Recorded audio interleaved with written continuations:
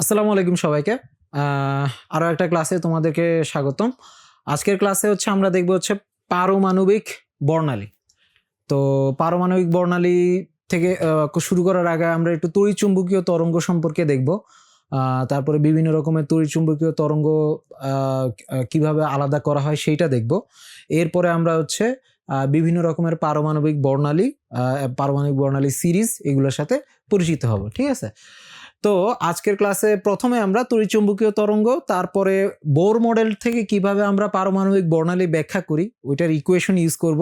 ওই equation use করে বিভিন্ন রকমের যে সিরিজ পাওয়া যায়, লাইম্যান, বামার, প্যাশ্চেন, এই সিরিজগুলো সম্পর্কে আমরা পরিচিত হব। ঠিক আছে?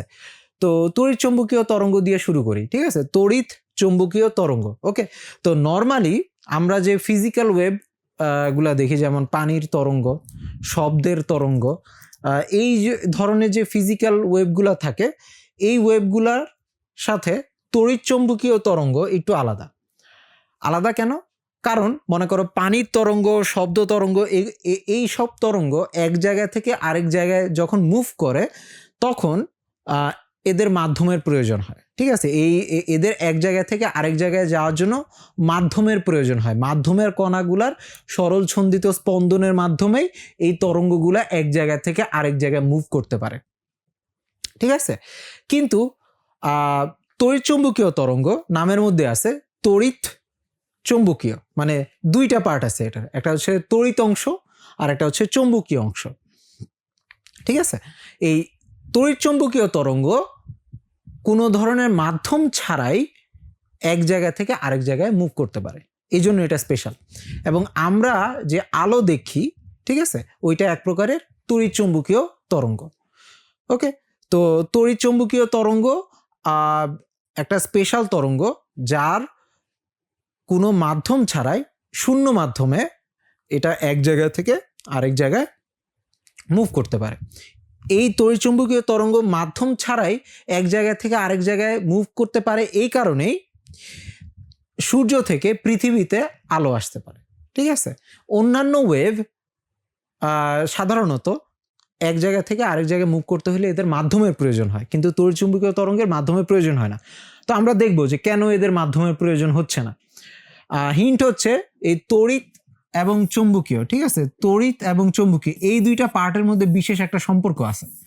ঠিক আছে? তড়িৎ এবং চুম্বকীয় এই দুইটা পার্ট একে অপরের সাথে বিশেষ একটা সম্পর্ক আছে। এই সম্পর্কের কারণেই সাধারণত এই কাহিনীটা আমরা দেখতে পারি। তো তড়িৎ চুম্বকীয় তরঙ্গ, ওকে, তো এইখানের মধ্যে এটা হচ্ছে একটা তড়িৎ চুম্বকীয় তরঙ্গ। এটার মধ্যে এই যে নীল অংশটা যেটা আমরা দেখতেছি, এখানের মধ্যে এই যে নীল অংশটা যেটা দেখতেছি, এই যে এই ওয়েভটা, এটা হচ্ছে তড়িৎ অংশ। ঠিক আছে? তাহলে তড়িৎ চুম্বকীয় তরঙ্গ একটা তরঙ্গ না, এটা বেসিক্যালি হচ্ছে দুইটা তরঙ্গ। এটার একটা তড়িৎ অংশ থাকে, ঠিক আছে, যেখানে ইলেকট্রিক ফিল্ড উপরে নিচে উঠানামা করে। ওকে, তারপরে এটার একটা ম্যাগনেটিক অংশ আছে। ওকে, এটার একটা ম্যাগনেটিক অংশ আছে, এই যে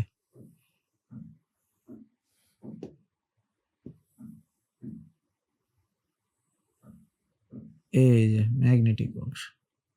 ঠিক আছে? এটার হচ্ছে ম্যাগনেটিক অংশ আছে। ওকে, তো এখানে একটা হচ্ছে যদি এভাবে উপরে নিচে যায়, ঠিক আছে, এইভাবে যদি যায়, আরেকটা হচ্ছে এই সাইড টু সাইড মুভ করে। ঠিক আছে? ডান বামে যায়। ওকে, তড়িৎ যে তরঙ্গটা আছে ওইটা যদি উপরে নিচে মুভ করে, চৌম্বক ক্ষেত্র যেটা আছে ওইটা ডানে বামে মুভ করে, একই সাথে ডানে বামে মুভ করে। ঠিক আছে? তো এটা তড়িৎ চুম্বকীয় তরঙ্গ বেসিক্যালি দুইটা তরঙ্গের সমন্বয়ে তৈরি। একটা হচ্ছে তড়িৎ তরঙ্গ আর একটা হচ্ছে চুম্বক তরঙ্গ। এরপরে তাহলে আমরা মোটামুটি দুইটা সম্পর্কে আলোচনা করছি। আলো এক প্রকারের তড়িৎ চুম্বকীয় তরঙ্গ এবং তড়িৎ ক্ষেত্র এবং চৌম্বক ক্ষেত্রের সমন্বয়ে তৈরি হয়। এটা শূন্য মাধ্যমে চলাচল করতে পারে এবং সবচেয়ে ইন্টারেস্টিং ফ্যাক্ট, এর বেগ হচ্ছে আলোর বেগের সমান। ঠিক আছে? যেহেতু এটা বেসিক্যালি আলো, এর বেগ এবং আলোর বেগ দুইটাই সেম। ওকে, তো আমরা একটু যদি দেখি তড়িৎ চুম্বকীয় তরঙ্গটা যদি একটু ভিজুয়ালাইজ করি। ওকে, তো এইটা হচ্ছে আমাদের একটা তড়িৎ চুম্বকীয় তরঙ্গ। ওকে, তো এখানে আশা করি দেখতে পাচ্ছ এই যে এই নীল যে লাইনটা আছে এটা হচ্ছে আমাদের তড়িৎ ক্ষেত্র। ঠিক আছে? তড়িৎ ক্ষেত্রটা এভাবে আস্তে আস্তে উপরে নিচে নামতেছে, তরঙ্গের আকারে উপরে নিচে নামতেছে, এই উপরে নিচে নামতেছে। আর আমাদের যে চৌম্বক ক্ষেত্রটা আছে এটা সাইড টু সাইড মুভ করতেছে, লম্বভাবে, একে অপরের সাথে লম্বভাবে দুইটা মুভ করতেছে। ঠিক আছে, লম্বভাবে মুভ করতেছে। ওকে, তাহলে কোশ্চেন হইলো এরা হচ্ছে এত সুন্দরভাবে কোনো মাধ্যম ছাড়াই, ঠিক আছে, কোনো ধরনের মাধ্যম ছাড়াই তড়িৎ ক্ষেত্র এবং চৌম্বক ক্ষেত্র এইভাবে শূন্য মাধ্যমে এক জায়গা থেকে আরেক জায়গায় মুভ করতে পারে। আচ্ছা, কেন পারে এবং এটা কি জন্য তৈরি হয়? ওকে, তো তড়িৎ চুম্বকীয় তরঙ্গ তৈরি হয় মূলত একটা চার্জ যখন সরল ছন্দিত স্পন্দন হয়, একটা চার্জের যখন সরল ছন্দিত স্পন্দন হয়। তার মানে এই একটা চার্জ, একটা চার্জিত কণা, মনে করো ইলেকট্রন, ঠিক আছে, ইলেকট্রন যখন একটা মাধ্যমে এই যে এরকম উপরে নিচে সিম্পল হারমোনিক মোশন হয়, উপরে নিচে মুভ করতে থাকে, তখনই তড়িৎ চুম্বকীয় তরঙ্গের তৈরি হয়। আচ্ছা, এটা হওয়ার কারণ কি? এটা হওয়ার কারণ হচ্ছে যখন একটা চার্জ এই যে উপরে নিচে মুভ করবে, এই মনে করে একটা চার্জ, এটার হচ্ছে স্পন্দন হবে, ঠিক আছে, এটা যখন উপরে নিচে মুভমেন্ট হবে, এই উপরেও সে এই উপরেও যাইতে পারে, আবার সে নিচেও যাইতে পারে, ঠিক আছে, সরল ছন্দিত স্পন্দন উপরে নিচে মুভ করতে থাকবে, তখন সে একটা পরিবর্তনশীল তড়িৎ ক্ষেত্র তৈরি করবে। এই যে আমরা নীল দাগটা যে দেখতে পাচ্ছি, এই উপরে নিচে যাওয়ার কারণে এই চার্জ বা ইলেকট্রনের উপরে নিচে যাওয়ার কারণে একটা পরিবর্তনশীল তড়িৎ ক্ষেত্র তৈরি হবে, ঠিক আছে। এই তড়িৎ ক্ষেত্রটা হচ্ছে এইভাবে চেঞ্জ হতে থাকবে, ঠিক আছে। ওকে,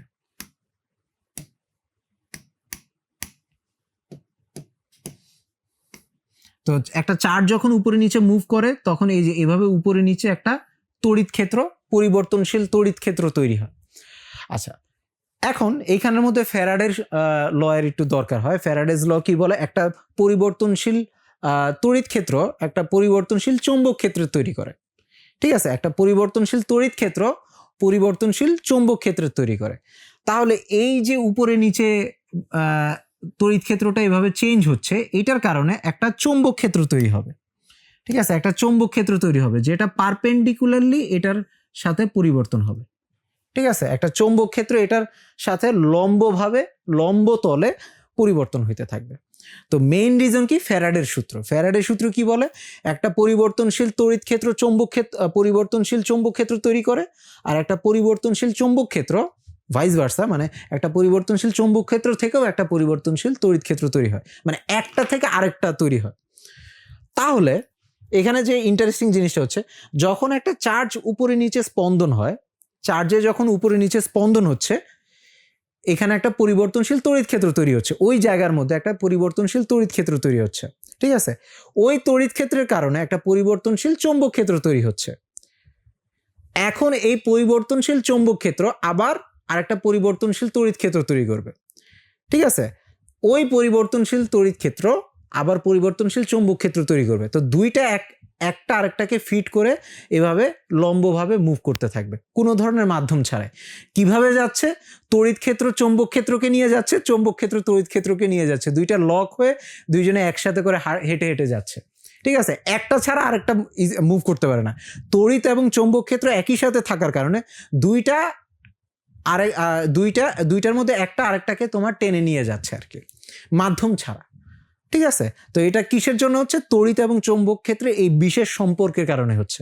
তোমরা ফিজিক্সে যখন ফ্যারাডেজ ল পড়বা তখন দেখবা যে পরিবর্তনশীল তড়িৎ ক্ষেত্র থেকে পরিবর্তনশীল চৌম্বক ক্ষেত্র তৈরি হয়, ঠিক আছে।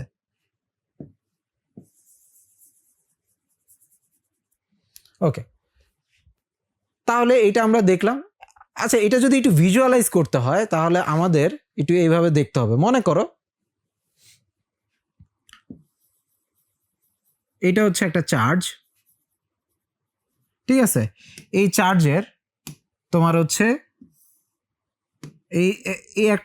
এই চার্জের কারণে একটা তড়িৎ ক্ষেত্র তৈরি হবে, ঠিক আছে, এই চার্জের কারণে একটা তড়িৎ ক্ষেত্র তৈরি হবে। তড়িৎ ক্ষেত্রটা বেসিক্যালি এরকম সোজা সোজা লাইন এই চার্জের থেকে বের হয়ে যাবে, এই চার্জের আউটওয়ার্ড এরকম তড়িৎ ক্ষেত্র রেখাগুলা বের হবে।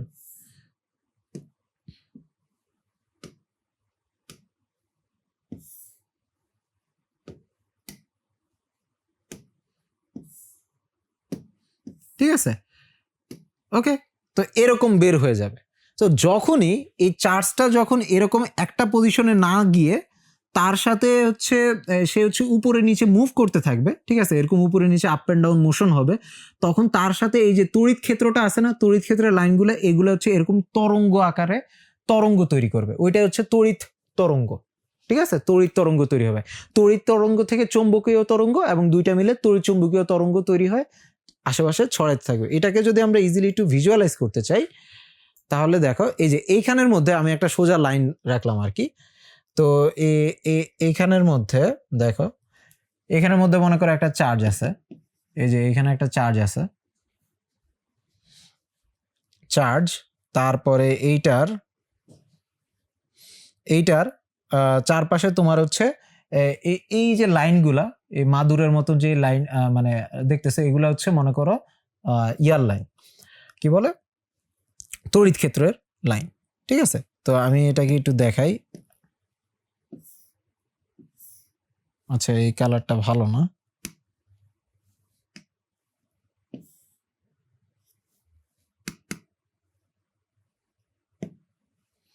তো এইখানে হচ্ছে এই মাদুর বরাবর এই যে তড়িৎ ক্ষেত্রটা এভাবে সোজা আকারে বসে থাকবে। ঠিক আছে, এইভাবে বসে থাকবে।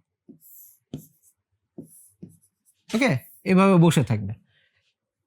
এটা তোমার ওই কি বলে, একটা ওয়াটার বা পুকুরের কথা চিন্তা করো। পুকুর হচ্ছে এভাবে শান্ত অবস্থা আছে। এখন পুকুরের মধ্যে যখন ইট ফালাবা, ইটটা কি করবে, এভাবে উপরে নিচে একটু মুভ করবে, পানির উপরে নিচে মুভ করার কারণে একটা তরঙ্গ তৈরি হবে। ওই তরঙ্গটা আস্তে আস্তে চারপাশে ছড়ায় পড়বে। ঠিক এই জিনিসটা হবে। এখন চার্জ এখানে আছে, চার্জ স্থির অবস্থা আছে, তার চারপাশে যে তড়িৎ ক্ষেত্রটা আছে, তড়িৎ ক্ষেত্রটাও এভাবে বসে আছে। তো এখন যখন আমি হচ্ছে এক কাজ করি,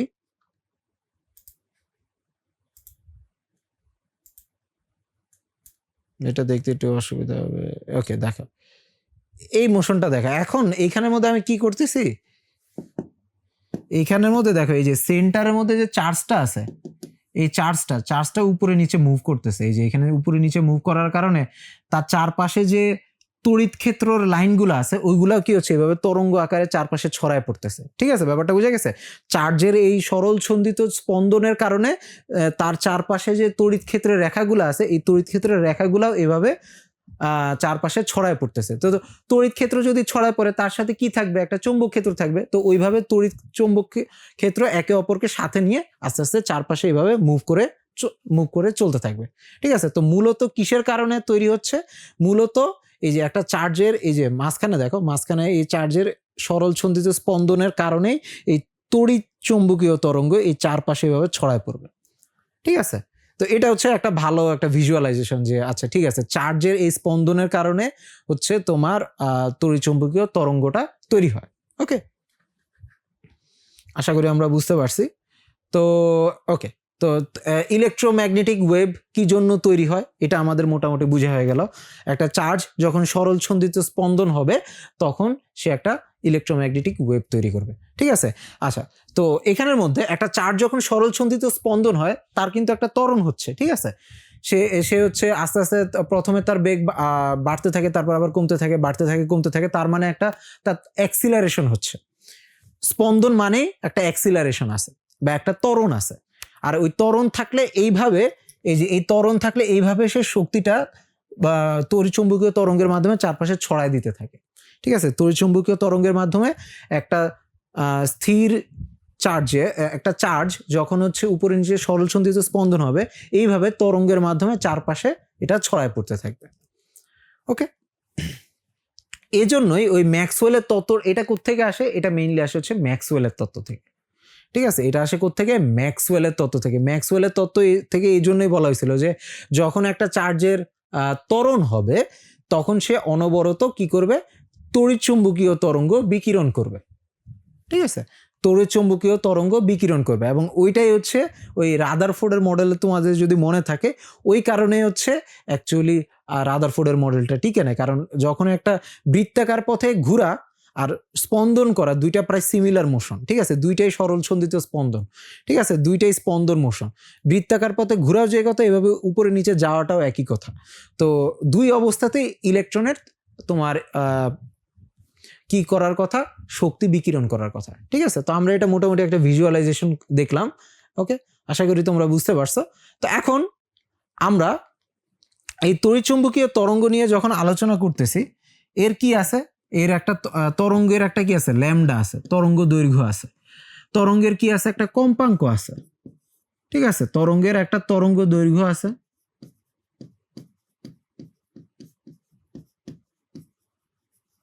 তরঙ্গের একটা কম্পাঙ্ক আছে।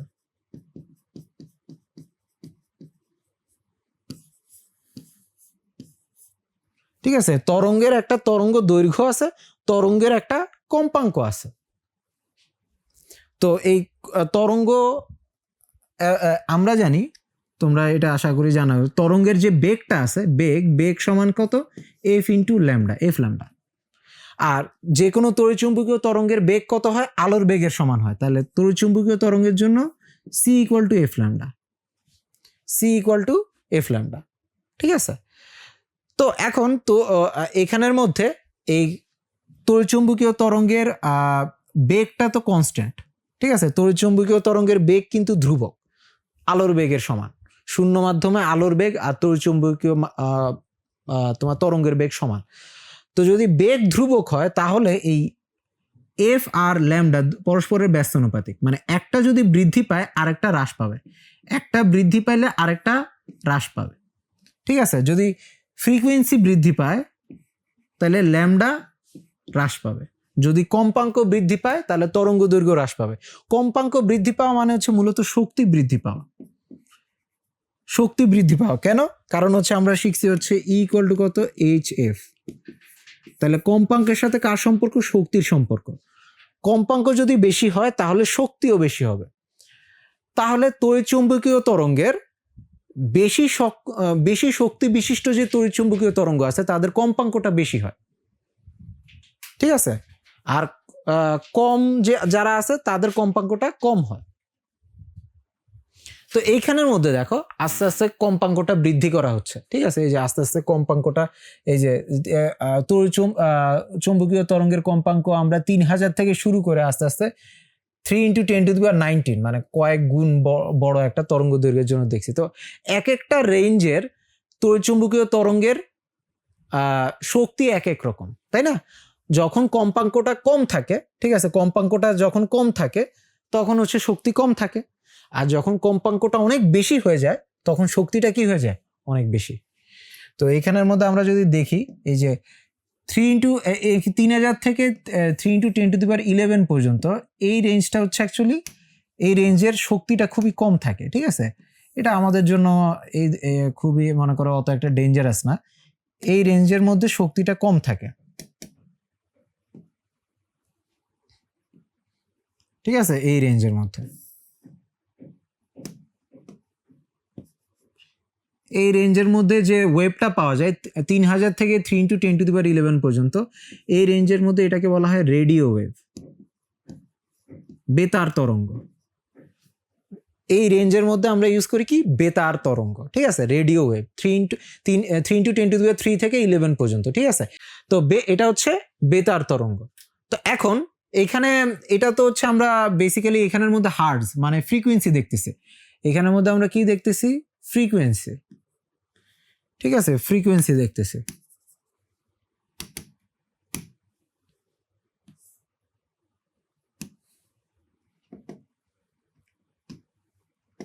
আমরা এখন যদি একটু ল্যামডাটা দেখি, ল্যামডার মানটা কত হবে, ল্যামডার মানগুলা যদি দেখি, ল্যামডা কিভাবে বের করতে পারি, আমরা জানি হচ্ছে তড়িৎচুম্বকীয় তরঙ্গের জন্য C equal to F lambda. তাহলে ল্যামডা হচ্ছে C divided by F, C এর মান কত, 3 × 10⁸ ডিভাইডেড বাই ফ্রিকোয়েন্সির মান, তাই না। তো এখন ফ্রিকোয়েন্সি কত, 3 × 10⁻3 আর 8 কাটাকাটি করলে আসবে হচ্ছে 10⁵ মিটার, ঠিক আছে। 10⁸ উপরে আর নিচে হচ্ছে 10⁵, তাহলে হচ্ছে 10⁻, 5 মিটার। তো তরঙ্গ দৈর্ঘ্য কত বড় দেখো। তো যখন ফ্রিকোয়েন্সিটা খুবই কম তখন তরঙ্গ দৈর্ঘ্যটা খুবই বড়, ঠিক আছে। এটা 10⁵ মিটার মানে লিটারালি হচ্ছে 10 কিলোমিটার লম্বা তরঙ্গ দৈর্ঘ্য, ঠিক আছে। তো বেতার তরঙ্গের তরঙ্গ দৈর্ঘ্য খুব বড় হইতে পারে। তারপরে হচ্ছে 3 × 10⁻11। তো এই ফ্রিকোয়েন্সির ভ্যালুটা যখন এখানে বসাবো 10⁻11, তাহলে 8 থেকে 11 বিয়োগ দিলে হবে হচ্ছে 10⁻³ মিটার, মানে 1 মিলিমিটার পর্যন্ত, ঠিক আছে, 1 মিলিমিটার পর্যন্ত। তো 10 কিলোমিটার থেকে 1 মিলিমিটার পর্যন্ত রেঞ্জ হচ্ছে রেডিও ওয়েভের। 1 মিলিমিটার পর্যন্ত রেঞ্জ হচ্ছে কি রেডিও ওয়েভ। এটা হচ্ছে সবচেয়ে দুর্বল শক্তির তড়িৎচুম্বকীয় তরঙ্গ, ঠিক আছে, সবচেয়ে কম শক্তির, প্রতি ইউনিটে এদের শক্তির পরিমাণ সবচেয়ে কম হবে। ওকে, তো এই রেডিও ওয়েভের মধ্যে একটা বিশেষ একটা সেকশন আছে। এই রেডিও ওয়েভের মধ্যে এই যে 10⁸ থেকে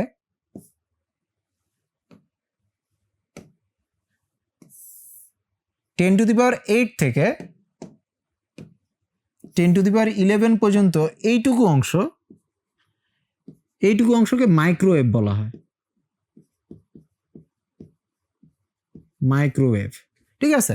তো রেডিও ওয়েভের একটা বিশেষ অংশ হচ্ছে মাইক্রোওয়েভ। মাইক্রোওয়েভের তরঙ্গ দৈর্ঘ্য সাধারণত হচ্ছে 1 মিটার থেকে শুরু করে 1 মিলিমিটার পর্যন্ত, ঠিক আছে। তো মাইক্রোওয়েভের তরঙ্গ দৈর্ঘ্য কত? 1 মিটার থেকে 1 মিলিমিটার পর্যন্ত, ঠিক আছে। তো মাইক্রোওয়েভের বিশেষ বিশেষ ব্যবহার আছে। এদেরকে মূলত ব্যবহার করা হয় যোগাযোগের জন্য। আমরা পরের ক্লাসে দেখবো যে এদেরকে আমরা কিভাবে ব্যবহার করে মোবাইলে কথাবার্তা বলি, তারপরে আরো অনেক কাজ আছে এদেরকে দিয়ে। তো এরা খুবই ইউজফুল আমাদের জন্য। এই রেঞ্জটা মূলত আমাদের পুরো যোগাযোগটা দেখে আর কি, ঠিক আছে। যোগাযোগের পুরো বিষয়টা রেডিও ওয়েভ মাইক্রোওয়েভ দিয়ে হয়। ওকে, ইন্টারনেট, তারপরে হচ্ছে স্যাটেলাইট কমিউনিকেশন, সব জিনিস হয় হচ্ছে রেডিও ওয়েভ অথবা মাইক্রোওয়েভ দিয়ে। ওকে, তো এরপরে 10⁻15 পর্যন্ত যে রেঞ্জটা আছে, ওকে,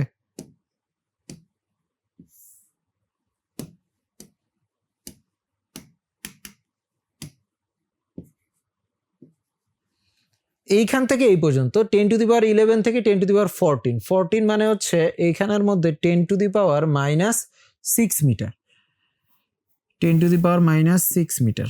তো তরঙ্গ দৈর্ঘ্য কত? 10⁻³ থেকে 10⁻⁻6 মিটার। 10⁻⁻6 মিটার মানে হচ্ছে 1 মাইক্রোমিটারের মতন। তো 1 মিলিমিটার থেকে 1 মাইক্রোমিটার তরঙ্গ দৈর্ঘ্য হইলে তখন এদেরকে আমরা বলি হচ্ছে আইআর, ইনফ্রারেড। তখন এদেরকে বলি হচ্ছে আইআর ওয়েভ, ইনফ্রারেড তরঙ্গ বা অবলোহিত তরঙ্গ, ঠিক আছে। অবলোহিত তরঙ্গ বা ইনফ্রারেড তরঙ্গ, এটা হচ্ছে আইআর তরঙ্গ, ঠিক আছে।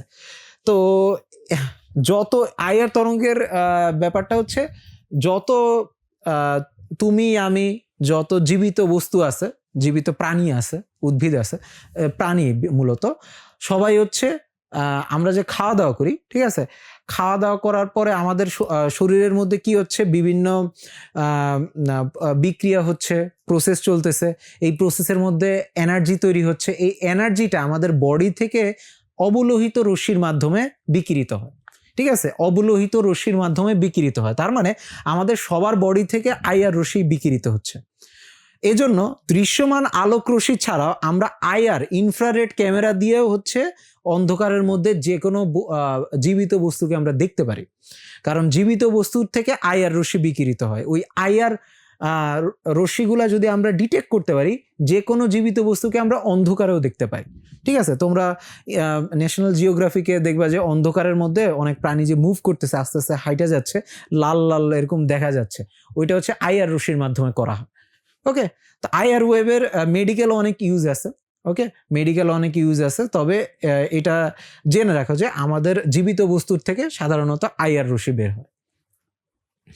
তারপরের রেঞ্জটা 10⁻,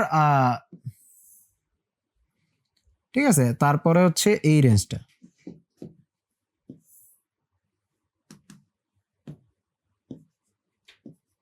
এখানে তরঙ্গ দৈর্ঘ্যটা হবে 10⁻⁻6 থেকে 16, মানে হচ্ছে 10⁻⁻8। ওকে, 1 মাইক্রোমিটার থেকে 10 ন্যানোমিটার পর্যন্ত, 1 মাইক্রোমিটার থেকে 10 ন্যানোমিটার পর্যন্ত এই রেঞ্জটা হচ্ছে আমাদেরকে বলা হয় এটাকে ইউভি রশ্মি। ইউভি রশ্মি,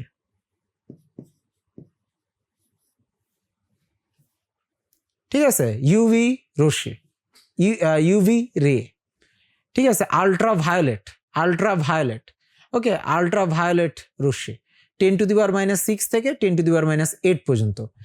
ওকে, এটা কোত্থেকে আসে? এটা আসে হচ্ছে তোমার সূর্য থেকে, মূলত আসে সূর্য থেকে ইউভি রশ্মি আসে।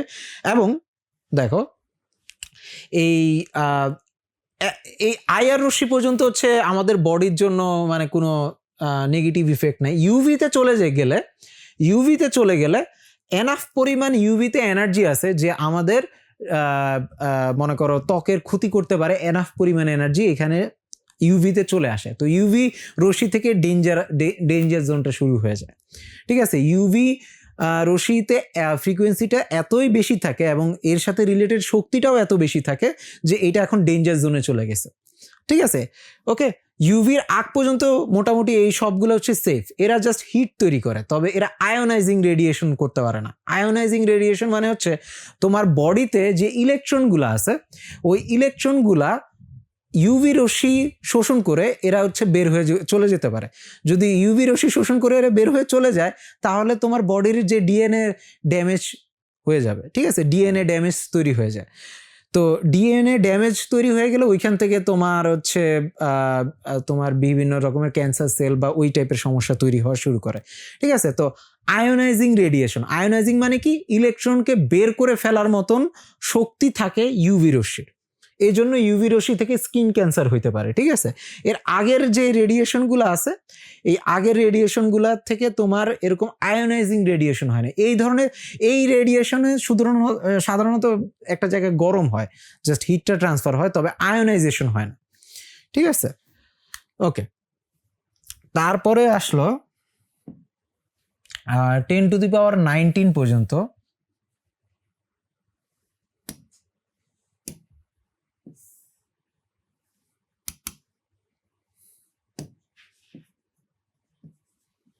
এইখানে তরঙ্গ দৈর্ঘ্যটা হয় 10⁸ আর 19 মানে হচ্ছে 10⁻11 মিটার। এটা এখন একেবারে পরমাণুর সাইজের কাছে চলে গেছে, ঠিক আছে। এটা এখন পরমাণুর সাইজে, এক্স রে রশ্মির তরঙ্গ দৈর্ঘ্যটা প্রায় পরমাণুর সাইজের সমান, অ্যাটমিক লেভেলে চলে গেছে। এক্স রে রশ্মির আকার প্রায় পরমাণুর আকারের সমান, ঠিক আছে। এর আগে এদের আকার কিন্তু পরমাণু লেভেলের থেকে অনেক বড়, কিন্তু এক্স রে রশ্মির তরঙ্গ দৈর্ঘ্য প্রায় পরমাণুর আকারের সমান, ঠিক আছে। ওকে, তো এটার ইন্টারেস্টিং ইউজেস আছে। আর এছাড়া এটা দিয়ে হচ্ছে আমরা এক্স রে স্ক্যান করি, মানে আমাদের বডিতে কোনো জায়গায় ফ্র্যাকচার হয়েছে নাকি ওই জন্য এক্স রে করা হয়। ওকে, তো এইটার নাম হচ্ছে 10⁻⁸ থেকে এটা পর্যন্ত হচ্ছে এক্স রে।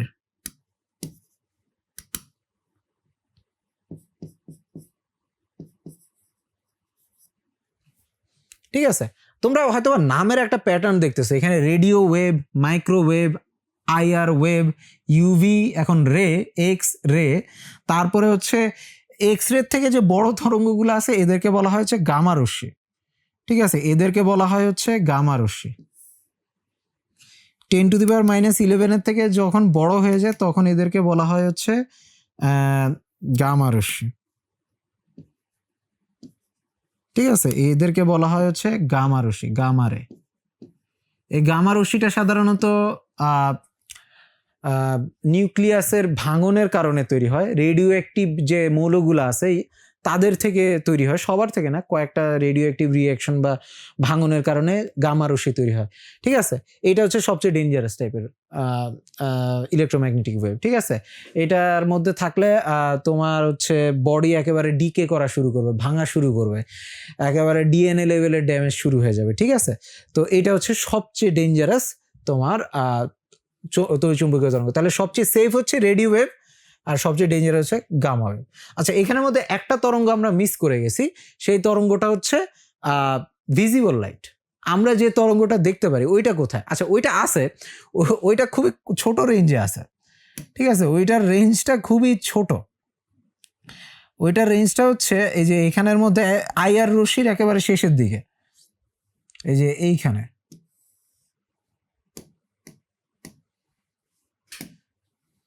একেবারে শেষের দিকে এইটুকু জায়গা, মানে আইআর রশ্মির খুবই ছোট একটা জায়গা, ঠিক আছে। এটা যদি আমরা দেখাই জাস্ট এইটুকু, পুরা স্পেকট্রামের মধ্যে জাস্ট এইটুকু হচ্ছে ভিজিবল লাইট। আইআর রশ্মির একেবারে শেষের অংশটা এইটুকু আমরা জাস্ট দেখতে পারি, বাকি অংশ আমরা দেখতেই পারি না। তাহলে বুঝতে পারতেছো ইলেকট্রোম্যাগনেটিক ওয়েভের কত বড় অংশ হচ্ছে আমরা দেখতে পারি না, ঠিক আছে। বিভিন্ন প্রাণী আমাদের মতন শুধুমাত্র এই রেঞ্জটা দেখতে পারে এমন না, অনেকে হচ্ছে অন্যান্য রেঞ্জেও দেখতে পারে, ঠিক আছে। আমি যতটুকু দেখছি আর কি, আমার যতটুকু জানা আছে, মাছি বা অন্যান্য অনেক প্রাণী আছে যারা হচ্ছে আর একটু বড় রেঞ্জে তড়িৎচুম্বকীয় তরঙ্গ দেখতে পারে, ঠিক আছে। ওকে, তাহলে ভিজিবল লাইটটা হচ্ছে আমাদের জন্য সবচেয়ে ইম্পর্টেন্ট, কিন্তু আমরা যদি রেঞ্জের কথা চিন্তা করি, আমরা খুবই ছোট একটা রেঞ্জ আর কি, ঠিক আছে। এটা খুবই ছোট একটা রেঞ্জ। তো ওই ছোট রেঞ্জ ছোট হলেও এটা হচ্ছে আমাদের জন্য খুবই ইম্পর্টেন্ট। এটা হচ্ছে আমাদের ভিজিবল লাইট, ঠিক আছে। ভিজিবল লাইটের তরঙ্গ দৈর্ঘ্য থাকে হচ্ছে 380 ন্যানোমিটার থেকে 780 ন্যানোমিটার পর্যন্ত। ভিজিবল লাইটের রেঞ্জ থাকে কত? 380 ন্যানোমিটার থেকে 780 ন্যানোমিটার পর্যন্ত। এটা হচ্ছে ভিজিবল লাইটের রেঞ্জ। তো এই রেঞ্জের মধ্যে কোন রেঞ্জে কি ধরনের কালার হয় সেটা আমরা এখানে আঁকার চেষ্টা করছি। দেখো, এইখানের মধ্যে 380 থেকে, এটা তোমাদের পরীক্ষার সময় মুখস্থ রাখতে হবে আর কি, এই যে 380 থেকে 424 পর্যন্ত হচ্ছে বেগুনি, ঠিক আছে। এই পর্যন্ত হচ্ছে বেগুনি ধরা হয়, এই ভায়োলেট, ঠিক আছে। তারপরে হচ্ছে 424 থেকে 50 পর্যন্ত হচ্ছে ডার্ক ব্লু, ঠিক আছে, বা আমরা ব্লু লিখলাম, ডার্ক ব্লু। তারপরে হচ্ছে ডার্ক ব্লু, এটাকে ইন্ডিগো লেখা হয়, ঠিক আছে। ডার্ক ব্লুকে ইন্ডিগো বলে, ইন্ডিগো। তারপরে হচ্ছে নর্মাল ব্লু বা আকাশি কালার, বাংলাতে এটাকে আমরা আকাশি কালার বলি, ঠিক আছে, নর্মাল ব্লু। তারপরে হচ্ছে এই 450 থেকে 500 পর্যন্ত হচ্ছে ব্লু। তারপরে 575 পর্যন্ত সবচেয়ে বড় রেঞ্জ হচ্ছে গ্রিনের, গ্রিন কালার, ঠিক আছে। গ্রিন কালারটা হচ্ছে আমরা সবচেয়ে বড় রেঞ্জ ধরে দেখি, ঠিক আছে। এই রেঞ্জটা হচ্ছে সবচেয়ে বড়, গ্রিন। তারপরে সবচেয়ে ছোট রেঞ্জ হচ্ছে হলুদ কালার, হলুদ কালার হচ্ছে সবচেয়ে একেবারে মাঝখানে, এবং এটার রেঞ্জ হচ্ছে সবচেয়ে ছোট, তাহলে এটা হচ্ছে ইয়েলো। তারপরে হচ্ছে অরেঞ্জ, ঠিক আছে, অরেঞ্জ 647 পর্যন্ত হচ্ছে অরেঞ্জ আসে।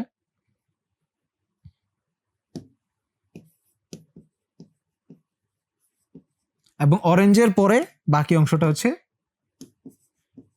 650 থেকে 780 পর্যন্ত আমরা রেড দেখতে পারি। ওকে, তো এইটা হচ্ছে আমাদের ভিজিবল লাইটের স্পেকট্রামটা, ঠিক আছে। এটা ইলেকট্রোম্যাগনেটিক ওয়েভে জাস্ট এই লাস্টের এইটুকু আর কি, আইআর এর শেষের দিকে আর ইউভির প্রথম দিকে হালকা একটু, ঠিক আছে। আইআর এর নামটা আসছে এইভাবে, আইআর মানে কি? ইনফ্রারেড, মানে ইনফ্রারেড মানে এই রেডের থেকেও তোমার যদি তরঙ্গ দৈর্ঘ্যটা বড় হয় তখন আইআর রেঞ্জে চলে যায়। আর ভায়োলেট থেকে ইউভি, আলট্রা ভায়োলেট, ভায়োলেটের থেকে যখন তরঙ্গ দৈর্ঘ্যটা ছোট হয়ে যায় তখন হচ্ছে ইউভি রেঞ্জে চলে যায়, ঠিক আছে। তো এটা হচ্ছে এই দিকে হচ্ছে আইআর আর এই দিকে হচ্ছে ইউভি, ঠিক আছে। ওকে, তো এইখানের মধ্যে আশা করি এই রেঞ্জটা তোমাদের একটু মুখস্থ রাখতে হবে। ওকে, তো এটা হচ্ছে একটা, আর এখানের মধ্যে আমরা যেটা দেখতেছি এটা হচ্ছে একটা কন্টিনিউয়াস স্পেকট্রাম বা অবিচ্ছিন্ন বর্ণালী। ওকে, তাহলে আমাদের মোটামুটি তড়িৎচুম্বকীয় তরঙ্গ দেখা হলো, ঠিক আছে। তড়িৎচুম্বকীয় তরঙ্গের বিভিন্ন ফ্রিকোয়েন্সি রেঞ্জে নামগুলা কি, বিভিন্ন রকমের তড়িৎচুম্বকীয় তরঙ্গ, ওইটা দেখলাম। এরপরে আমাদের জন্য স্পেশাল যেটা আমরা দেখতে পারি ভিজিবল লাইট, ভিজিবল লাইটের কালারের রেঞ্জটা আমরা দেখে ফেললাম, ঠিক আছে। তাহলে গ্র্যান্ড স্কিম অফ থিংস দেখো খুবই ছোট একটা অংশ আমরা দেখতে পারি, ঠিক আছে, কিন্তু এইটাই হচ্ছে আমাদের জন্য সবচেয়ে ইম্পর্ট্যান্ট।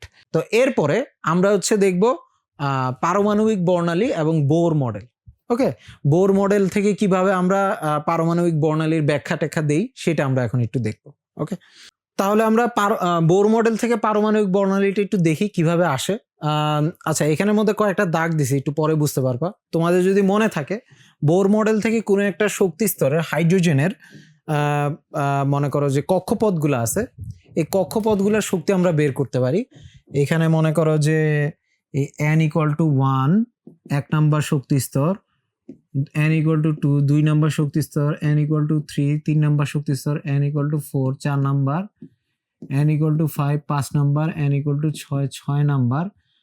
এভাবে আস্তে আস্তে ইনফিনিটি পর্যন্ত যাইতে পারে। ঠিক আছে, ইনফিনিটি পর্যন্ত তোমার এনার্জি লেভেল থাকতে পারে। তো এই এনার্জি লেভেলগুলোর এনার্জির পরিমাণটা আমরা কিভাবে বের করি? এনার্জির পরিমাণটা আমরা বের করি হচ্ছে E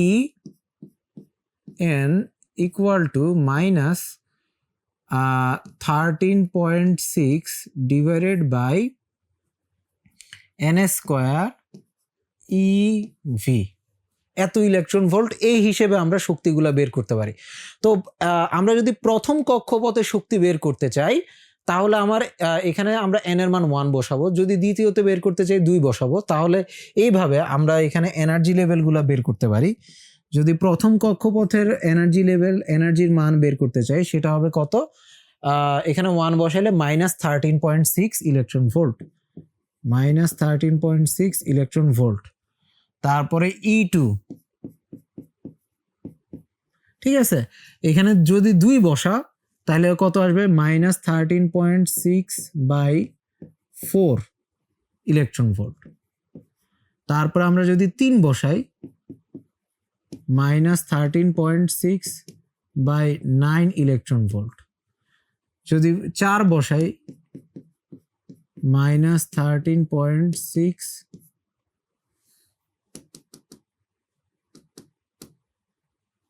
-13.6 বাই 16 ইলেকট্রন ভোল্ট। যদি 5 বসাই -13.6 বাই 25 ইলেকট্রন ভোল্ট। যদি 6 বসাই -13.6 বাই 36 ইলেকট্রন ভোল্ট। তাহলে আস্তে আস্তে এনার্জিটা তোমার বৃদ্ধি পাচ্ছে, তাই তো? মাইনাস, এখানে যেহেতু এনার্জির মান প্রথমে দেখো মাইনাস ছিল, এর থেকে আস্তে আস্তে ভাগ হচ্ছে, তার মানে আস্তে আস্তে মানটা বড় হচ্ছে। তো যখন হচ্ছে অসীম বা মুক্ত হয়ে যাবে একটা ইলেকট্রন, তখন এন এর মানটা ইনফিনিটি হয়ে যাবে, তখন ই এর ভ্যালুটা হয়ে যাবে 0। তাহলে মুক্ত ইলেকট্রনের জন্য এটা হবে 0 ইলেকট্রন ভোল্ট। ঠিক আছে, মুক্ত ইলেকট্রনের জন্য বা অসীম থেকে যদি আমরা চিন্তা করি তখন হবে শক্তির মানটা হবে 0 ইলেকট্রন ভোল্ট। তো এখন যদি একটা বোর শক্তি স্তর থেকে আরেকটা বোর শক্তি স্তরে ইলেকট্রন মুভ করে, তো ইলেকট্রন মনে করো হচ্ছে কথার কথা যে এখানের মধ্যে সে 3-এ ছিল,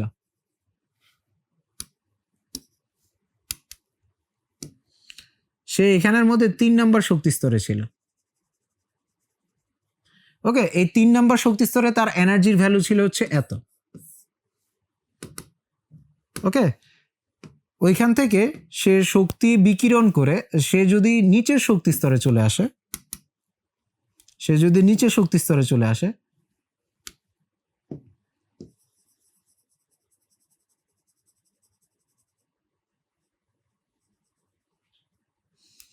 সে যদি এই শক্তি স্তর থেকে এখন এই শক্তি স্তরে চলে আসে, ওকে, এই শক্তি স্তর থেকে এই শক্তি স্তরে 3 থেকে 1-এ চলে আসে, তাহলে তার এনার্জি দেখো এখন কম দরকার হবে। আগে এতটুকু দরকার হইতো, এখন আরো কম দরকার হবে। তো এক্সট্রা এনার্জিটা কি হবে?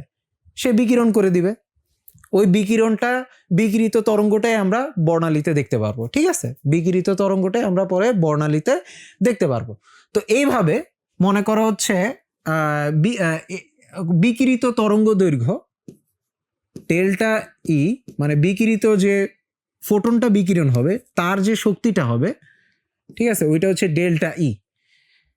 ইলেকট্রন উচ্চ শক্তি স্তর থেকে যখন নিম্ন শক্তি স্তরে নামবে, উচ্চ শক্তি স্তর থেকে যখন সে নিম্ন শক্তি স্তরে নামবে, তখন তার বিকিরিত শক্তিটা, ওই যে বিকিরিত যে তোমার ফোটনের শক্তিটা, ওইটা হবে হচ্ছে 2টা লেভেলের এনার্জির বিয়োগফলের সমান।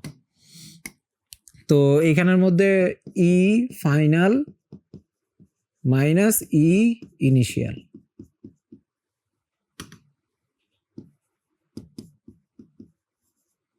ই final minus E initial. Okay, তো এটা এইভাবে হবে।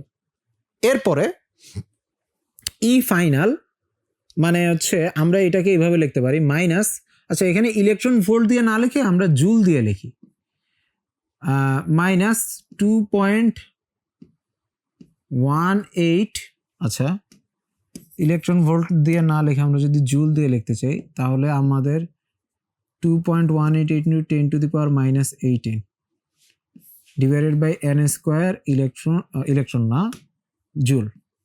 ঠিক আছে, তো আমরা ওই মানটা যদি লিখি minus 2.18 into 10 to the power minus 18 by n final minus, আচ্ছা এই মাইনাস আবার আগে এখানে 2.18 into 10 to the power minus 18 n square initial. Okay, তো এখন এখান থেকে আমরা এই মাইনাস মাইনাসে হিসাব করলে আর এখান থেকে তাহলে 2.18 into 10 to the power minus 18 এটা কমন যায়, তাই না? তো কমন গেলে আমরা এখান থেকে লিখতে পারি n by n square by initial by 1 by n square by final. Okay, এইটা আসে। ঠিক আছে, তো এইখান থেকে যদি আমরা যে বিকিরিত ফোটনের যে তরঙ্গ দৈর্ঘ্য আছে সেইটা যদি বের করতে চাই তাহলে এই ডেল্টা ই সমান আমরা লিখতে পারি হচ্ছে এইচ সি বাই ল্যামডা। ঠিক আছে, ডেল্টা ই সমান আমরা কি লিখতে পারি H C by lambda, H F থেকে এইচ সি বাই ল্যামডা লিখতে পারি। তো এখান থেকে 1 বাই ল্যামডা সমান তাহলে কি আসে 1 বাই ল্যামডা সমান আসে 1 by 2.18 into 10 to the power minus 18 by H C 1 by n square initial, এটাকে আই দিয়ে লিখি। ঠিক আছে, 1 বাই n এফ। ঠিক আছে, ওকে, বা n1 n2 লিখে দেয়, n1 আর n2 দিয়ে দেয়, তাইলে আরো পরে ইজিলি বোঝা যাবে, অসুবিধা নেই। ঠিক আছে, n1 n2 এভাবে আমি লিখলাম। তো এইচ সি, এটা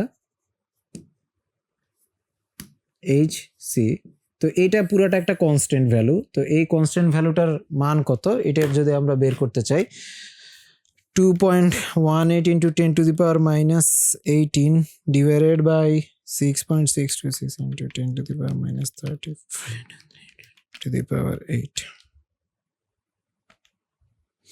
ওকে, 10.97 আর কি, 6 না হলো 7 ইন্টু 10 টু দি পাওয়ার 6 এইটা আসে ভ্যালু। ঠিক আছে, আর 1 by n1 square minus 1 by n2 square 1 by lambda. এখান থেকে আমরা লিখতে পারি 1 বাই ল্যামডা বিকিরিত ফোটনের তরঙ্গ দৈর্ঘ্য ইকুয়াল টু এই যে কনস্ট্যান্টটা আছে এটা হচ্ছে রিডবার্গ ধ্রুবক, এই ধ্রুবকটাকে রিডবার্গ ধ্রুবক বলা হবে আর এইচ।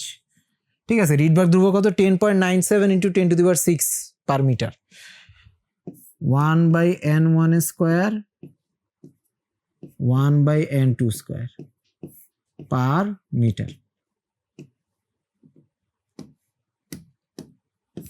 এটা হচ্ছে বোর পরমাণু মডেল অনুসারে আমার হাইড্রোজেনের একটা শক্তিস্তর থেকে আরেকটা শক্তিস্তরে, হাইড্রোজেনের একটা ইলেকট্রন যখন একটা শক্তিস্তর থেকে আরেকটা শক্তিস্তরে যাবে তখন বিকিরিত ফোটনের তরঙ্গ দৈর্ঘ্য এইভাবে আমরা বের করতে পারি।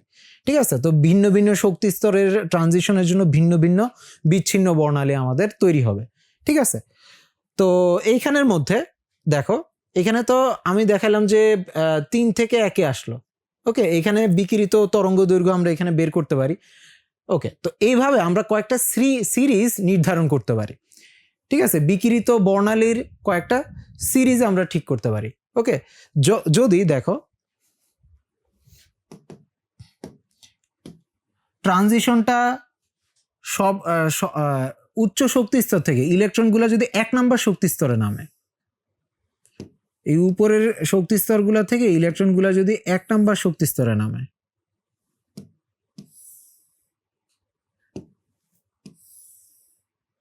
এক নাম্বার শক্তি স্তরে নামে, এইটা একটা সিরিজ হবে। ঠিক আছে, এইটা একটা সিরিজ, সবাই একে নামছে, তার মানে এখানে n1 এর মানটা হবে হচ্ছে সব কেসে 1। তার মানে এইখানে এটা এই আমার যে ইকুয়েশনটা আছে, রিডবার্গ সমীকরণটা আছে, এই রিডবার্গের সমীকরণটা হবে হচ্ছে 1/λ ইকুয়াল টু RH হাইড্রোজেনের জন্য n1 এর মান, মানে সবাই হচ্ছে একে নামছে, তাহলে 1/1² মানে ওইটা আছে 1/n²। ঠিক আছে, তরঙ্গ দৈর্ঘ্যগুলা এই সমীকরণের মাধ্যমে নির্ধারিত হবে। এইটা হচ্ছে লাইম্যান সিরিজ। ঠিক আছে, উচ্চ শক্তি স্তর থেকে ইলেকট্রনগুলো যখন 1 নাম্বার শক্তি স্তরে নামে তখন এটাকে আমরা বলি হচ্ছে লাইম্যান সিরিজ। এটাকে আমরা বলি হচ্ছে লাইম্যান সিরিজ। লাইম্যান সিরিজ মানে কি? লাইম্যান সিরিজ মানে হচ্ছে বেসিক্যালি সবাই যদি 1 নাম্বার শক্তি স্তরে নামে, n1 এর ভ্যালু যদি 1 হয় তাহলে ওইটাকে আমরা লাইম্যান সিরিজ বলি। ঠিক আছে, এখন আমরা পরের কন্ডিশনটা দেখি। যদি 2 নাম্বার শক্তি স্তরে নামে, মনে করো 3 থেকে 2, 4 থেকে 2, 5 থেকে 2, 6 থেকে 2, তারপর অসীম থেকেও 2, তাহলে সবাই যদি 2 এ নামে, ওই কেসে ওই সিরিজটার নাম হবে হচ্ছে বামার সিরিজ। এই সিরিজের নাম কি?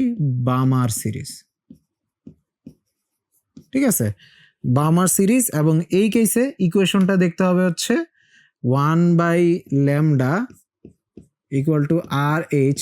এখানে n1 এর মানটা হবে হচ্ছে সবাই 2 এ নামবে। ঠিক আছে, 2 এ নামবে, তাহলে এখানে 1/2² মানে 4/1/n²। এটা হচ্ছে বামার সিরিজের জন্য ফর্মুলা আর কি। ওকে, তো বামার সিরিজ গেল।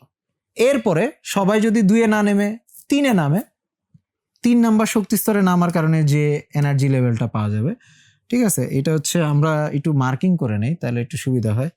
এটা হচ্ছে n = 1, n = 2, n = 3, n = 4, n = 5, n = 6, আর এটা হচ্ছে অসীমে। তো 3 এ যদি নামে, 3 এ নামলে হচ্ছে সবাই নামবে হচ্ছে এখন এইখানে 4 এর থেকে 3 এ, 5 এর থেকে 3 এ, 6 এর থেকে 3 এ, অসীম থেকে 3 এ। তো এই সিরিজটা হবে হচ্ছে প্যাসচেন সিরিজ।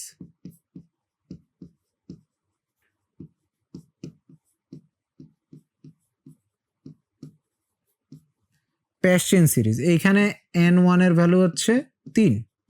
তো ইকুয়েশনটা কি হবে? ইকুয়েশনটা হবে হচ্ছে 1/λ ইন্টু RH 1/3² মানে 9 ডিভাইডেড বাই 1/n²।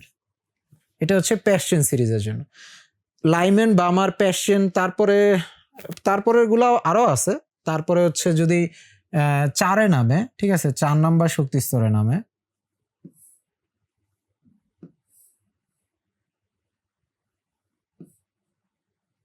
ঠিক আছে, 4 এ নামলে ওইটাকে আমরা বলি হচ্ছে ব্র্যাকেট সিরিজ। n1 এর মান হবে 4, তাহলে এই ক্ষেত্রে ইকুয়েশনটা হবে হচ্ছে রিডবার্গের সমীকরণটা হবে 1/λ equal to RH into 1/16 minus 1/n²। এটা হচ্ছে ব্র্যাকেট সিরিজ। এরপরে আরেকটা আছে, এখানে সবাই 5 এ নামবে, ঠিক আছে, এটা হচ্ছে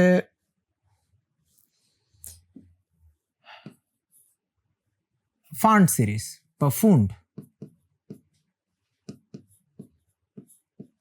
FUND, ফান্ড লেখে, ফুন্ড লেখে, ঠিক আছে। তো এখানে n1 এর ভ্যালু 5 হবে, আর ইকুয়েশনটা হবে হচ্ছে রিডবার্গের সমীকরণটা হবে 1/λ equal to RH into 1/25 minus 1/n²। ঠিক আছে, তো ফান্ড, ব্র্যাকেট এগুলা মানে অত ইম্পর্টেন্ট না, সবচেয়ে ইম্পর্টেন্ট হচ্ছে লাইম্যান, বামার, এই দুইটা বেশি ইম্পর্টেন্ট। তো আশা করি আমরা কয়েকটা সিরিজের নাম শিখলাম। আমাদের সিরিজের নামগুলো কি কি আসলো একটু যদি আমরা মার্ক করি। এখানের মধ্যে লাইম্যান সিরিজে কখন হয়, যখন উচ্চ শক্তি স্তর থেকে ইলেকট্রন প্রথম শক্তি স্তরে নামে তখন যে সিরিজটা তৈরি হয়, বিচ্ছিন্ন সিরিজটা, বিচ্ছিন্ন বর্ণালীটা, তখন ওইটাকে আমরা লাইম্যান সিরিজ বলি। যখন 2 নাম্বার শক্তি স্তরে আসে তখন এটাকে আমরা বামার সিরিজ বলি।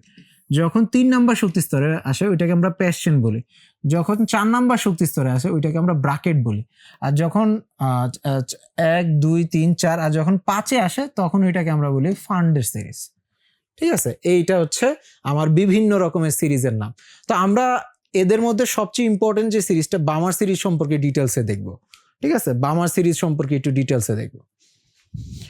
তো আমরা পারমাণবিক বর্ণালী এবং এটা সিরিজটা সম্পর্কে দেখলাম। এখন হচ্ছে আমরা বামার সিরিজ সম্পর্কে দেখব। তাহলে এখন আমরা দেখব বামার সিরিজ সম্পর্কে একটু ডিটেলসে দেখব। তো বামার সিরিজে কি হয়? বামার সিরিজে প্রথম কথা হচ্ছে উচ্চ শক্তি স্তর থেকে ইলেকট্রনগুলা, হাইড্রোজেনের ইলেকট্রনগুলা 2 নাম্বার শক্তি স্তরে আসে। বোরের দ্বিতীয় শক্তি স্তরে যদি নামে তখন যে বর্ণালীটা তৈরি হবে সেই বর্ণালীটা হচ্ছে আমার কি বলে বামার সিরিজ। ঠিক আছে, তো বামার সিরিজের প্রত্যেকটা তরঙ্গ দৈর্ঘ্য এখন আমরা একটু বের করব। ঠিক আছে, ওকে। তো বামার সিরিজের জন্য ইকুয়েশনটা কি দেখছিলাম আমরা? ইকুয়েশনটা দেখছিলাম হচ্ছে বামার সিরিজের জন্য আমরা যে ইকুয়েশনটা দেখছিলাম, আচ্ছা ওইটা একটু এখানে লিখি। ওকে, বামার সিরিজের জন্য আমরা যে ইকুয়েশনটা দেখছিলাম সেটা হচ্ছে রিডবার্গের সমীকরণটা দেখছিলাম 1/λ ইকুয়াল টু RH বাই 1/2। এখানে n1 এর মান কিন্তু 2 অলওয়েজ। বামার সিরিজের জন্য n1 এর মান 2। তারপরে হচ্ছে n2 এর মানটা কত হবে? এর থেকে বেশি হবে, তার মানে 3 4 5 এই ভ্যালুগুলো হবে। ঠিক আছে, তো n1 এর মানটা হবে 2, তার মানে এখানে 2 স্কয়ার, মানে অলওয়েজ 1/4 আসবে ডিভাইডেড বাই 1/n2 স্কয়ার, মানে কোন শক্তি স্তর থেকে ইলেকট্রনটা আসতেছে ওইটার উপর ভিত্তি করে এই মানটা হবে। আর এই যে RH এই ধ্রুবকটার মান কত?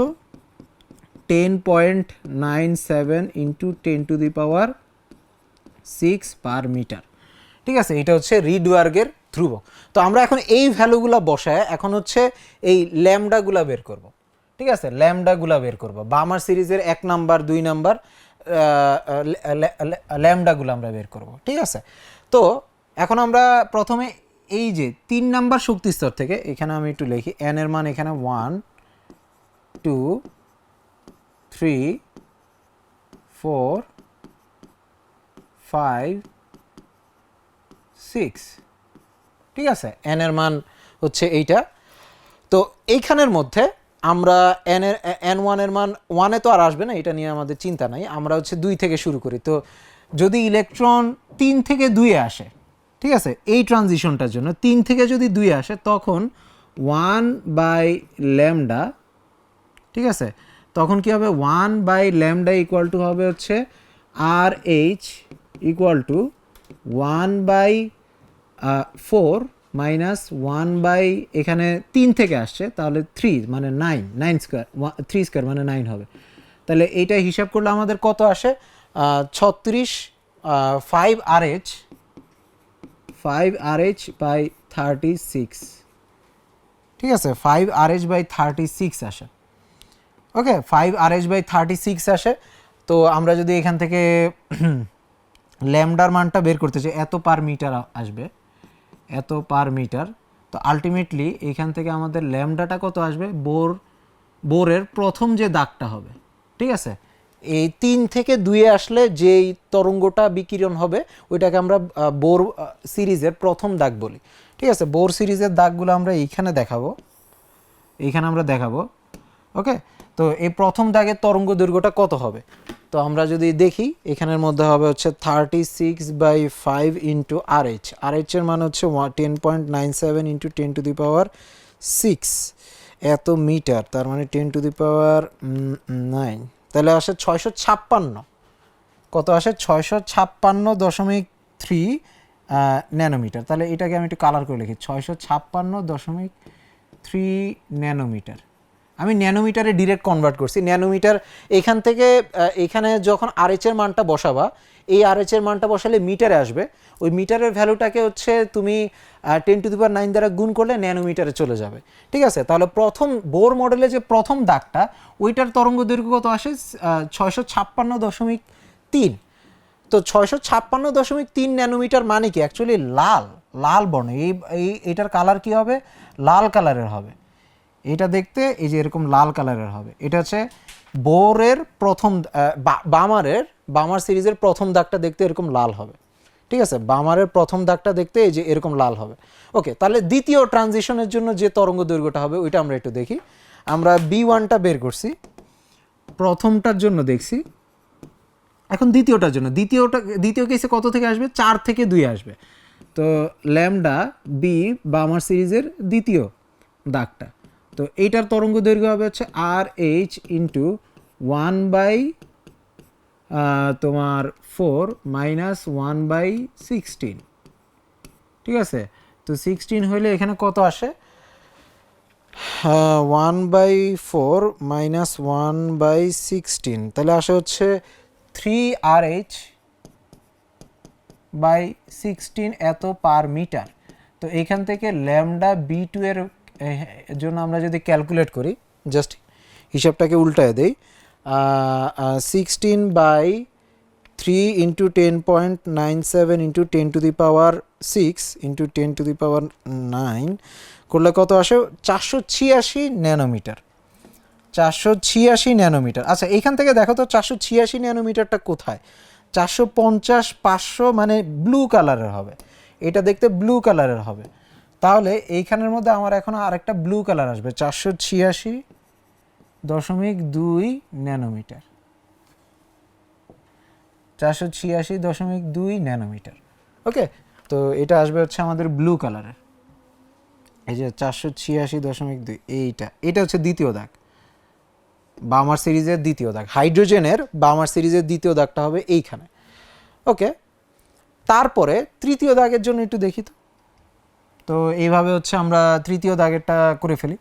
ল্যামডা B3 ইকুয়াল টু, তোমরা আমার সাথে আগে করে ফেলতে পারো, অসুবিধা নেই, 1/4 মাইনাস, এখন হচ্ছে 5 নাম্বার থেকে 2 আসবে, তাহলে 1/25, তাহলে এখান থেকে আসবে হচ্ছে 1/4 মাইনাস 1/25, তাহলে আসে হচ্ছে 21 RH/100 এত পার মিটার। তো এখান থেকে ল্যামডা B3 বোর মডেলের 3 নাম্বার দাগটা আসে কত, ঠিক আছে। বোর মডেলের 3 নাম্বার দাগটা আসে হচ্ছে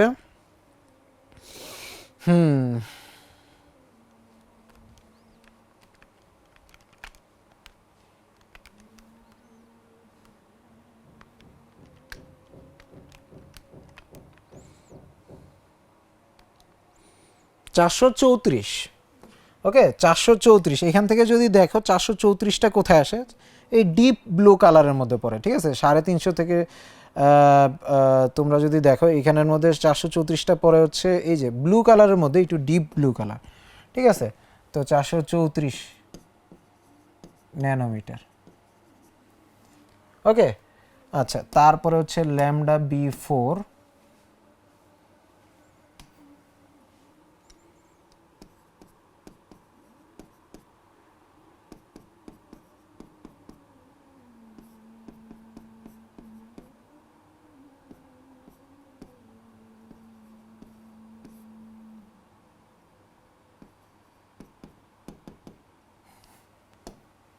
আচ্ছা এখানে একটু ভুল লিখতেছি আমি, এখানে 1/ল্যামডা হবে।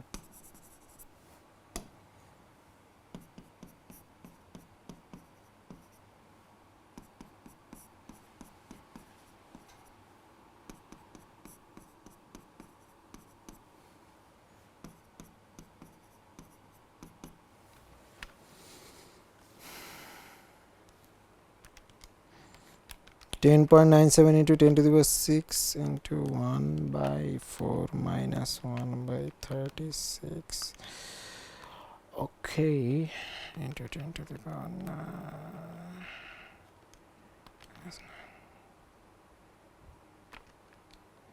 410, 410 মানে এটা হচ্ছে বেগুনি কালার।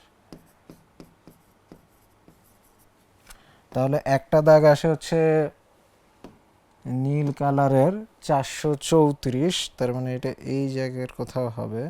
আরেকটা আসে 410, মানে এই একেবারে কাছেই এইখানে কোথাও। ঠিক আছে, তো বামার সিরিজের আমরা 4টা দাগ পাইলাম। ঠিক আছে, একটা লাল, একটা নীল, আর একটা গাঢ় নীল, আর একটা হচ্ছে তোমার বেগুনি। ঠিক আছে, এই হচ্ছে আমার বামার সিরিজের 4টা দাগ পাইছে।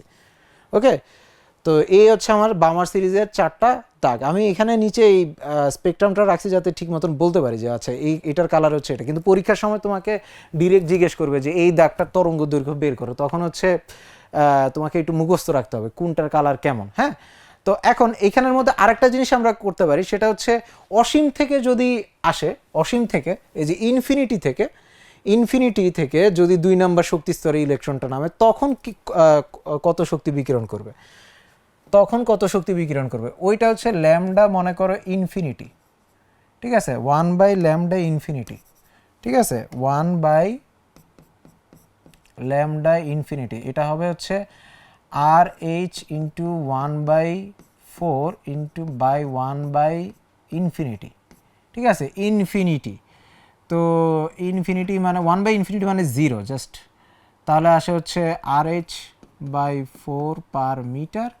তো এখান থেকে ল্যামডা ইনফিনিটি, মানে ইনফিনিটি থেকে যদি বোর মডেলের দ্বিতীয় শক্তি স্তরে নামে, তাহলে বামারের যে কালারটা হবে সেটা হচ্ছে 4/10.97 ইন্টু 10⁶ টু 10⁹, তাহলে কত আসে 364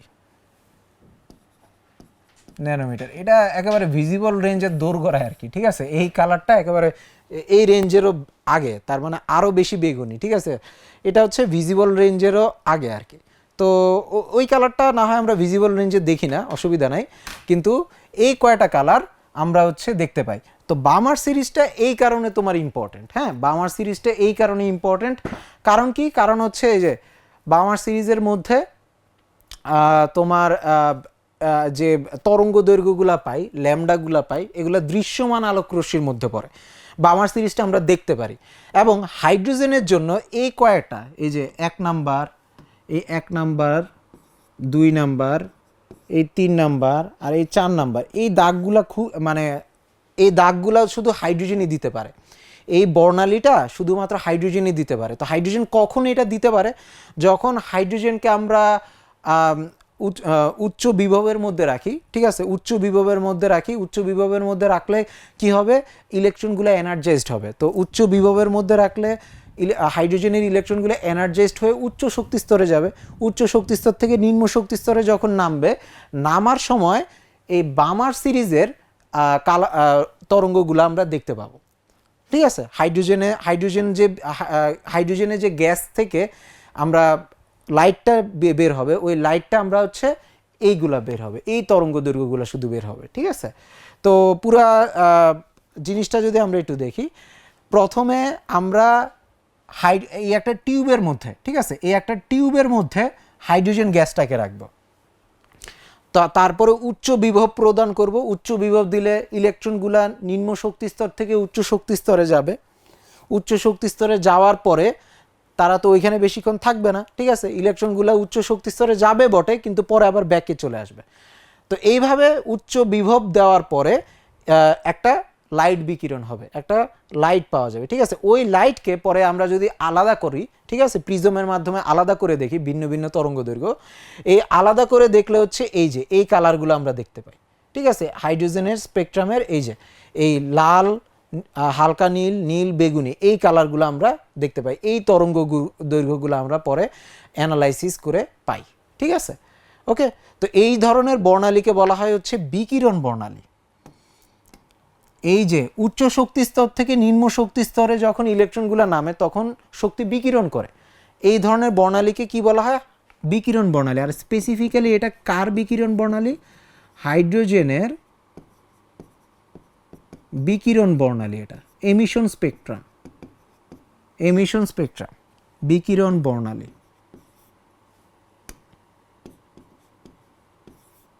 ঠিক আছে, হাইড্রোজেনের বিকিরণ বর্ণালী দেখতে হচ্ছে এইরকম। ঠিক আছে, সব জায়গা কালো, কয়েকটা জায়গায় এরকম ব্রাইট স্পট থাকে। এটা হচ্ছে বিকিরণ বর্ণালী হাইড্রোজেনের। আশা করি বুঝতে পারছো।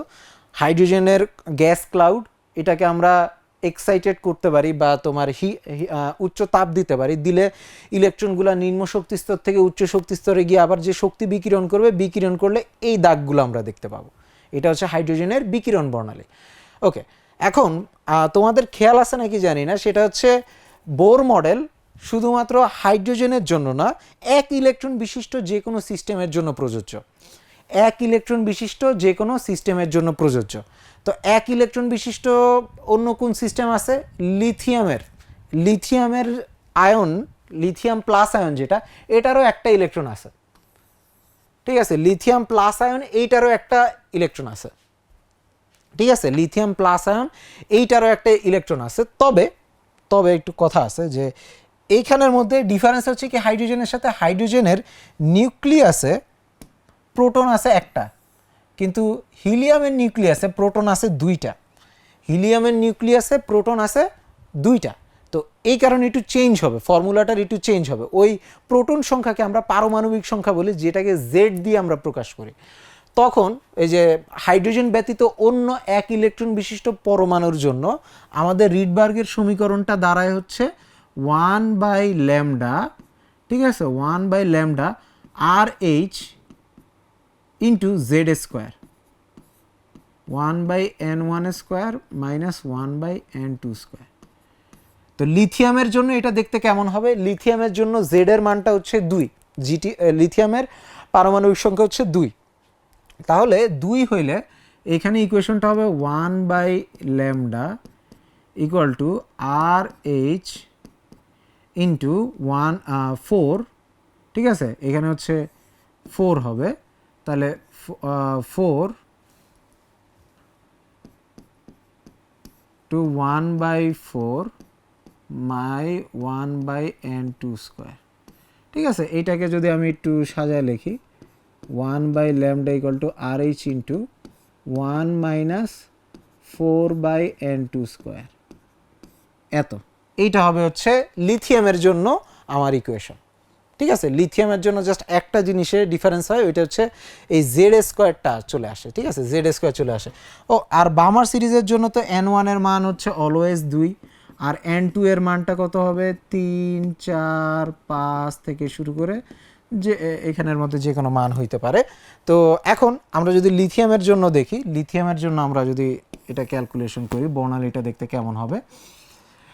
ওকে, লিথিয়ামের জন্য তাহলে লিথিয়ামের বোর বামার সিরিজের প্রথম দাগটার জন্য ল্যামডা B1 এইটা সমান হবে হচ্ছে RH ইন্টু 1 মাইনাস,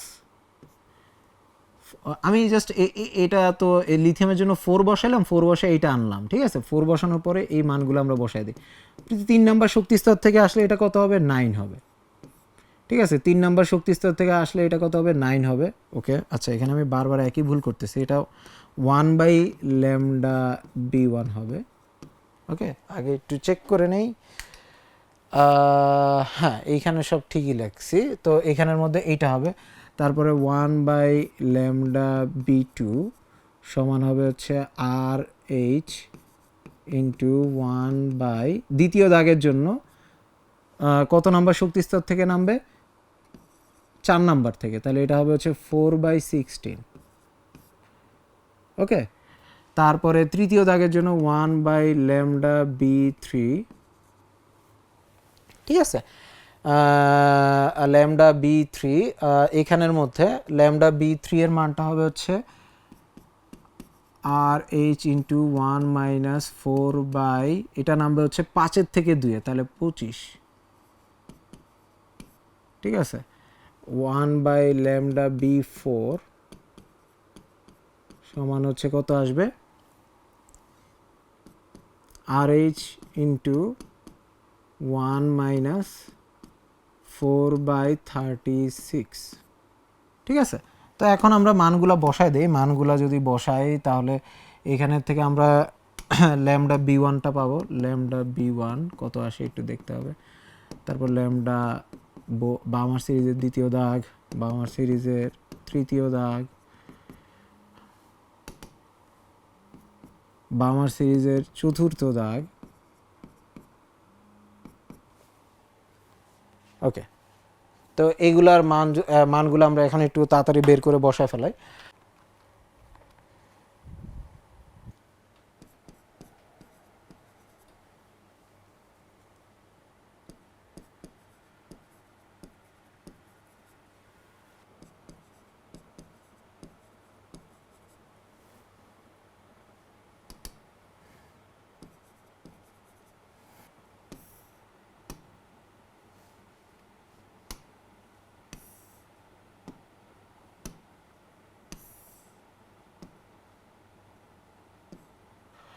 আচ্ছা, এইটা ভ্যালুগুলো ঠিক আছে। তো এখানের মধ্যে একটা ভুল হয়ে গেছে, সেটা হচ্ছে আমি এতক্ষণ ধরে লিথিয়াম প্লাস হবে না, এটা হিলিয়াম প্লাস হবে।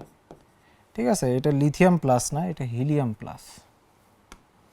ঠিক আছে, এটা লিথিয়াম প্লাস হবে না, হিলিয়াম প্লাস হবে। ওকে, তো হিলিয়াম প্লাসের জন্য আমরা এতক্ষণ ধরে করতেছিলাম, ভুলে এটা লিথিয়াম প্লাস লিখে ফেলছিলাম। ওকে, ঠিক আছে।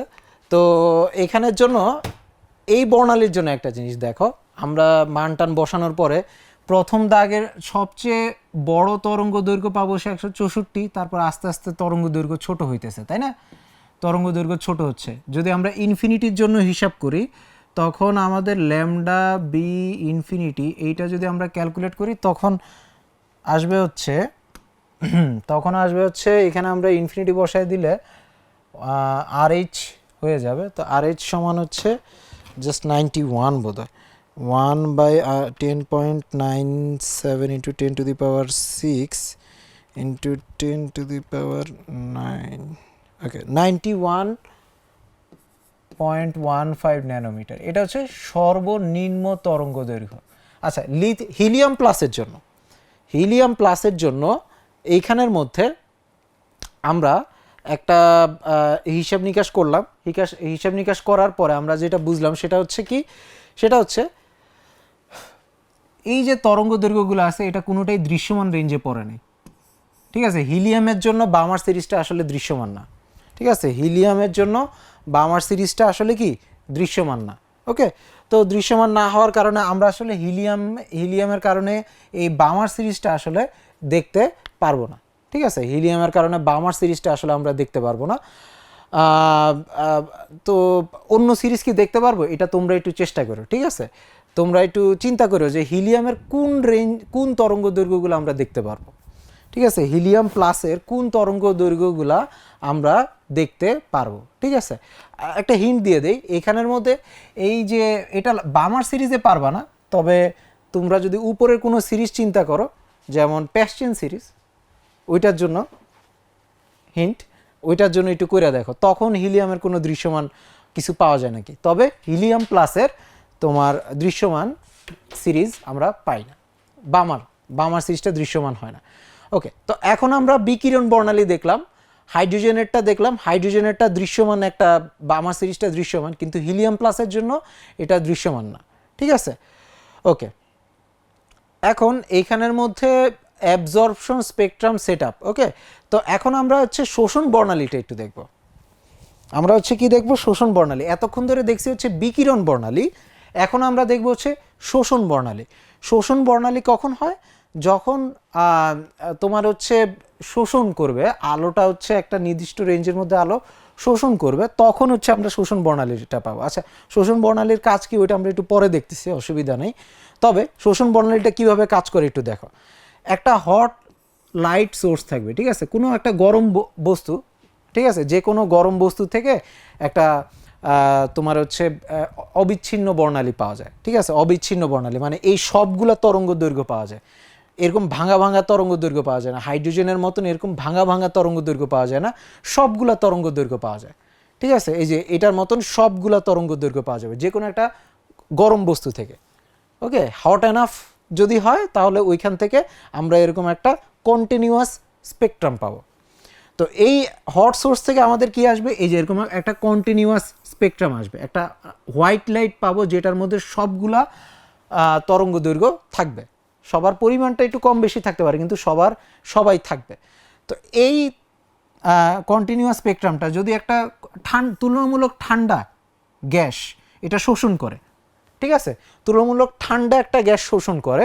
ওকে, হট সোর্সের থেকে বিকিরিত অবিচ্ছিন্ন বর্ণালীরটা যদি একটা ঠান্ডা গ্যাসের মধ্য দিয়ে যায়, তুলনামূলক আমি বলতেছি, একেবারে নর্মাল রুম টেম্পারেচারে হলে হবে না, একটু বেশি তাপমাত্রা থাকতে হবে, তবে তুলনামূলক কম টেম্পারেচারের গ্যাসের মধ্যে যায়, তখন তারা কি করবে, এই আলোটা শোষণ করবে, এই আলোটা শোষণ করবে। ঠিক আছে, এখন তারা কি করবে, আলো শোষণ করবে। আগে হচ্ছে তারা যখন বিকিরণ বর্ণালী হইতো তখন তারা আলো শোষণ করতো না। বিকিরণ বর্ণালীতে আমরা যখন দেখছিলাম, এই যে এখানের মধ্যে বিকিরণ বর্ণালী সেটআপে, এই যে বিকিরণ বর্ণালী যে সেটআপটা ছিল, তখন আসলে আমরা হচ্ছে গ্যাসকে ডিরেক্টলি শক্তি দিতাম, তাপ শক্তি বা তড়িৎ শক্তি, যাই হোক একটা শক্তি দিতাম, ঠিক আছে, ডিরেক্টলি। কিন্তু এখন আমরা যখন শোষণ বর্ণালী হবে তখন আলোকে আমরা তাপ শক্তি দিব না, তখন আলোকে আমরা ডিরেক্টলি আলোক শক্তি, গ্যাসকে আমরা ডিরেক্টলি আলোক শক্তি দিব। ঠিক আছে, গ্যাসকে আমরা ডিরেক্টলি আলোক শক্তি দিব। আগে আমরা গ্যাসকে দিতাম হচ্ছে কি ধরনের শক্তি, এভাবে হাই পোটেনশিয়াল দিয়ে বিদ্যুৎ শক্তি দিতাম, কিন্তু এখন আমরা দিব হচ্ছে আলো। আলো দেওয়ার পরে এখন তারা কি করবে, আলোটা শোষণ করবে। আলো শোষণ করে কি হবে, এই যে নিচের শক্তি স্তর থেকে ইলেকট্রনগুলো উপরের শক্তি স্তরে যাবে, নিচের শক্তি স্তর থেকে ইলেকট্রনগুলো উপরের শক্তি স্তরে যাবে। তো নিচের শক্তি স্তর থেকে উপরের শক্তি স্তরে গেলে কি হবে, আলোটা শোষণ হবে। এখন কি হবে, আলোটা শোষণ হবে, তাহলে যে বর্ণালীটা পাওয়া যাবে সেটা হবে কি, শোষণ বর্ণালী। ঠিক আছে, শোষণ বর্ণালী। এতক্ষণ ধরে আমরা এমিশন স্পেকট্রাম বা বিকিরণ বর্ণালী দেখতেছিলাম, তো এখন হবে কি, শোষণ বর্ণালী। তো মোট কথা, বিকিরণ বর্ণালীতে যে গ্যাসটা থাকে ওই গ্যাসকে ডিরেক্টলি আমরা হিট অথবা ইলেকট্রিক এই টাইপের শক্তি দেয়। ঠিক আছে, হিট বা ইলেকট্রিক এই টাইপের শক্তি দিয়ে থাকে, তারপরে সে আলোক শক্তিটা বিকিরণ করে। কিন্তু যখন শোষণ বর্ণালী হয় তখন হচ্ছে আমরা গ্যাসটাকে ডিরেক্টলি আলোক শক্তি দেই, তাহলে সে ওই আলোক শক্তিটা শোষণ করে তোমার হচ্ছে ইলেকট্রনগুলো নিম্ন শক্তি স্তর থেকে উচ্চ শক্তি স্তরে যায়। ওকে, তো এখন ইলেকট্রনগুলো নিম্ন শক্তি স্তর থেকে উচ্চ শক্তি স্তরে যাবে, তরঙ্গ দৈর্ঘ্যগুলো কত কত হবে, এই ল্যামডা B1 ল্যামডা B2 কত কত তরঙ্গ দৈর্ঘ্য তারা শোষণ করবে, ল্যামডা B3 ল্যামডা B4 আর ল্যামডা ইনফিনিটি। ঠিক আছে, কত কত তরঙ্গ দৈর্ঘ্য তারা শোষণ করবে।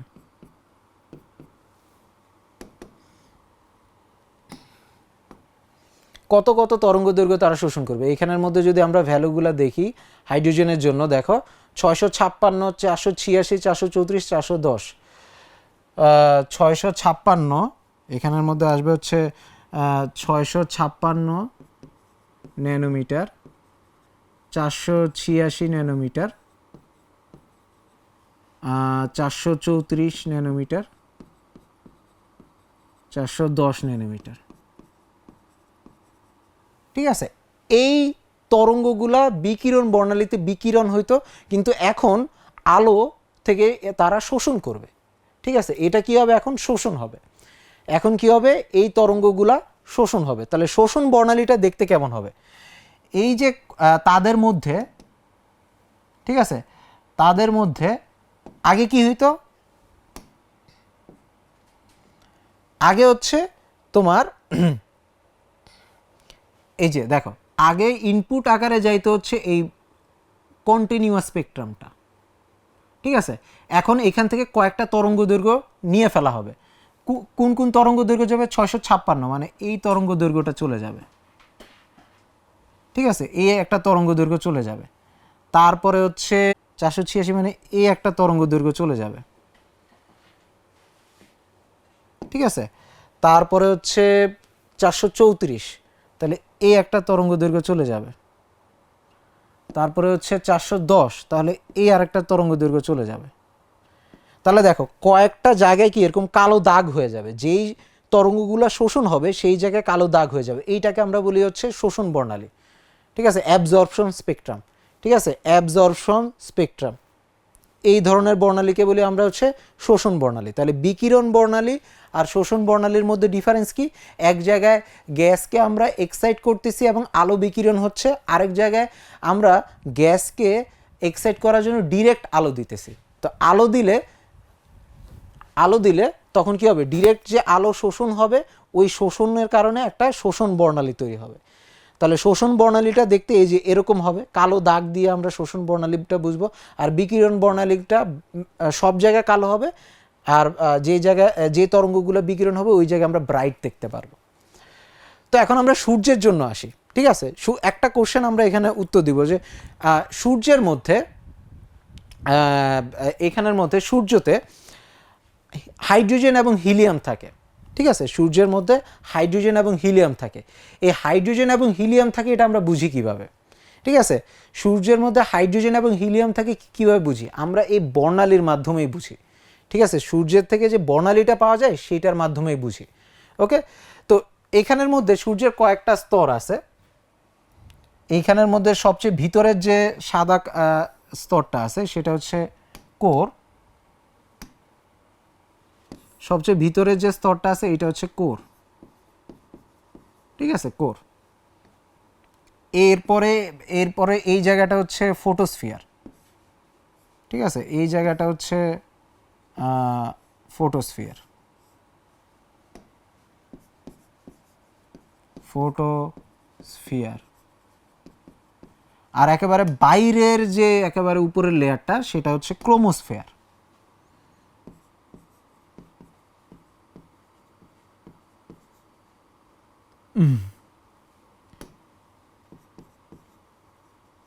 তো একেবারে ভিতরেরটা হচ্ছে কোর, সূর্যের কোর। এটা হচ্ছে সবচেয়ে গরম জায়গা, ঠিক আছে। এখানের মধ্যে ফিউশন হয়, ঠিক আছে। এটা হচ্ছে সবচেয়ে গরম জায়গা।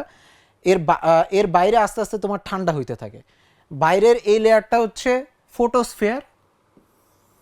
আর এরপরে সবার বাইরে যে অংশটা থাকে, সবার বাইরে যে হালকা অংশটা থাকে সেটা হচ্ছে ক্রোমোস্ফিয়ার, সেটা হচ্ছে ক্রোমোস্ফিয়ার। এখন দেখো সূর্যের একেবারে কোরের কাছ থেকে, এই যে একেবারে কোর হচ্ছে গরম, ঠিক আছে। এটা হচ্ছে একটা মনে করো খুবই হাই হিটের একটা জায়গা। তো এই জায়গার থেকে যখন বিকিরণ হবে ওই বিকিরণটা, এটা যেহেতু একটা গরম বস্তু, একটা কন্টিনিউয়াস স্পেকট্রাম হবে। এইখান থেকে একটা কন্টিনিউয়াস স্পেকট্রাম আসে, একেবারে কোরের থেকে একটা কি আসে, কন্টিনিউয়াস স্পেকট্রাম আসে, ঠিক আছে। কোরের থেকে কেমন একটা স্পেকট্রাম আসে, একটা কন্টিনিউয়াস স্পেকট্রাম আসে, ঠিক আছে। এটা একটা গরম বস্তু, এই গরম বস্তুর থেকে একটা কন্টিনিউয়াস স্পেকট্রাম আসে। তবে আমরা এইটা অত একটা দেখতে পাই না, ঠিক আছে। সূর্যের যে আলোটা পৃথিবীতে আসে, দেখো এইখান থেকে যে আলোটা কন্টিনিউয়াস স্পেকট্রামটা, এটা তো ফোটোস্ফিয়ার হয়ে যাবে, তাই না। ফোটোস্ফিয়ার হয়ে যাবে। এখন ফোটোস্ফিয়ার এটা কিন্তু একটু ঠান্ডা, তুলনামূলক ঠান্ডা। কোরের তুলনায় ফোটোস্ফিয়ারটা তুলনামূলক ঠান্ডা। তাহলে এইখানে কি হবে, এইখানে দেখো এই যে এইখান থেকে যে বিকিরিত তোমার কন্টিনিউয়াস স্পেকট্রামটা আছে এইটা ফোটোস্ফিয়ারে গিয়ে শোষণ হবে। ফোটোস্ফিয়ারে কি আছে, হিলিয়াম আছে, হাইড্রোজেন আছে, ঠিক আছে। এখানে ফোটোস্ফিয়ারে কি আছে, এখানে হিলিয়াম হাইড্রোজেন আছে। তো এই হিলিয়াম এবং হাইড্রোজেনগুলা এই কন্টিনিউয়াস স্পেকট্রামে শোষণ করবে। তো শোষণ করলে কি হবে, এই যে এখানে কয়েকটা জায়গায় কালো দাগ পাওয়া যাবে, ঠিক আছে। কয়েকটা জায়গায় কি হবে, কালো দাগ পাওয়া যাবে। এই যে এই হাইড্রোজেনের জন্য লালের এখানে একটা পাওয়া যাবে, তারপরে নীলের এখানে একটা পাওয়া যাবে, গাঢ় নীলের এখানে একটা পাওয়া যাবে, তারপর বেগুনির এখানে একটা পাওয়া যাবে। এটা হাইড্রোজেনের জন্য, ঠিক আছে। তো এই যে আমরা যখন হচ্ছে এই কোরের থেকে, ঠিক আছে, সূর্যের কোর এইটার থেকে যখন আলোটা ফোটোস্ফিয়ার হয়ে বের হওয়ার চেষ্টা করবে, ওইখানের হাইড্রোজেন এবং হিলিয়ামগুলা আলো কিছু শোষণ করে ফেলবে, তখন এই শোষণ বর্ণালীটা পাই। তখন আমরা এই শোষণ বর্ণালীটা পাই। এবং এই শোষণ বর্ণালীর দিকে তাকালে আমরা বুঝতে পারি যে ও না, এই যেই কালারগুলো মিসিং আছে এগুলো হচ্ছে হাইড্রোজেনের কারণে মিসিং হয়েছে। এই যেই কালারগুলো মিসিং হয়েছে এই হাইড্রোজেনের কারণে মিসিং হয়েছে। হিলিয়ামের কারণে কয়েকটা আসে, ঠিক আছে, হিলিয়ামের কারণেও আসে। এবং সূর্যের যে বর্ণালীটা আছে ওই বর্ণালীটা এরকম কন্টিনিউয়াস না, ওইটার মধ্যে এরকম কালো কালো দাগ আছে। এই কালো দাগগুলো দেখে আমরা বুঝি যে সূর্যের মধ্যে এই জিনিস আছে। আমাদের মধ্যে কোনো বিজ্ঞানী কিন্তু একেবারে সূর্যে যে হচ্ছে তোমার কি করবে না, সূর্যে গিয়ে হচ্ছে দেখবে না যে এখানে হাইড্রোজেন আছে না হিলিয়াম আছে, সবগুলো আমরা স্পেকট্রাম দিয়ে বুঝি। ব্যাপারটা বোঝা গেছে। তো কসমোলজি বা তোমার হচ্ছে স্পেস, ওই জায়গার মধ্যে আমরা যখন দেখতে চাই তখন হচ্ছে এই যে এই স্পেকট্রামের দিকে আমরা তাকাই, স্পেকট্রামের দিকে তাকায় আমরা বলি যে এখানের মধ্যে কি আছে।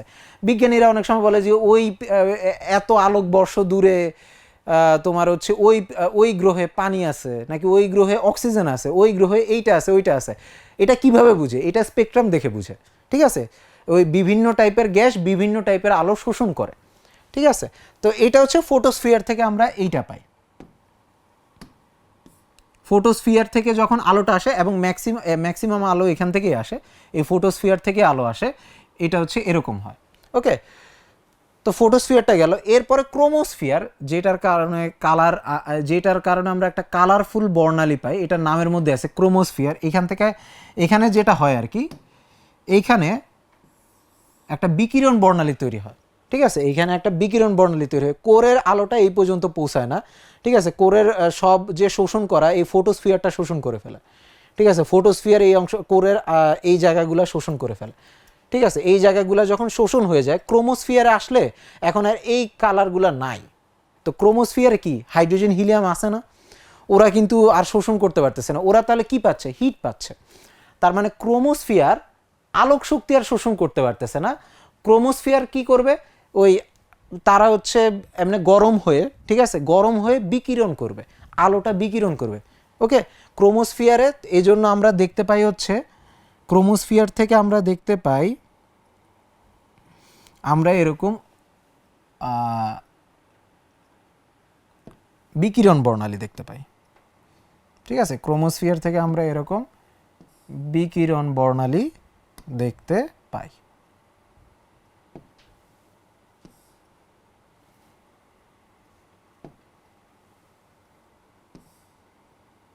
ঠিক আছে, এইটা আসে হচ্ছে ক্রোমোস্ফিয়ার থেকে।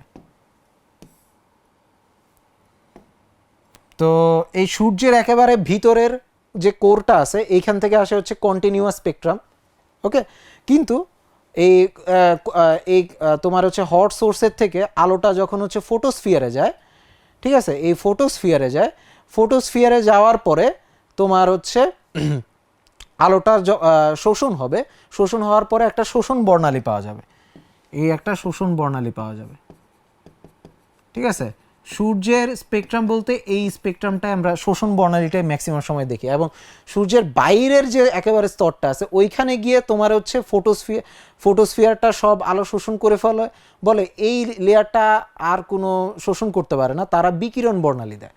এই যে তারা হচ্ছে বিকিরণ বর্ণালী দেয়, ক্রোমোস্ফিয়ার থেকে বিকিরণ বর্ণালী পাওয়া যায়, বিকিরণ বর্ণালী পাওয়া যায়। তারা ওইখানের মধ্যে তাপের কারণে ইলেকট্রনগুলো নিম্ন শক্তি স্তর থেকে উচ্চ শক্তি স্তরে যায় এবং বিকিরণ বর্ণালী পাওয়া যায়, ঠিক আছে?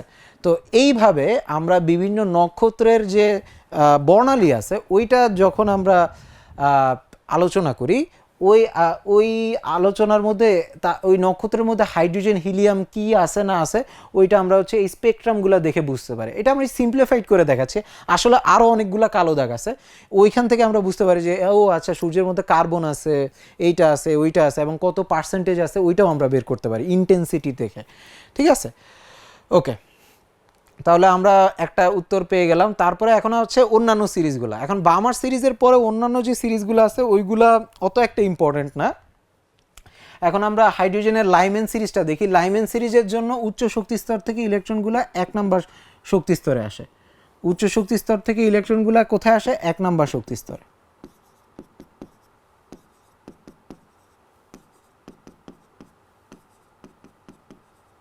ঠিক আছে? 1 নম্বর শক্তি স্তরে আসে। উচ্চ শক্তি স্তর থেকে ইলেকট্রনগুলো 1 নম্বর শক্তি স্তরে আসে।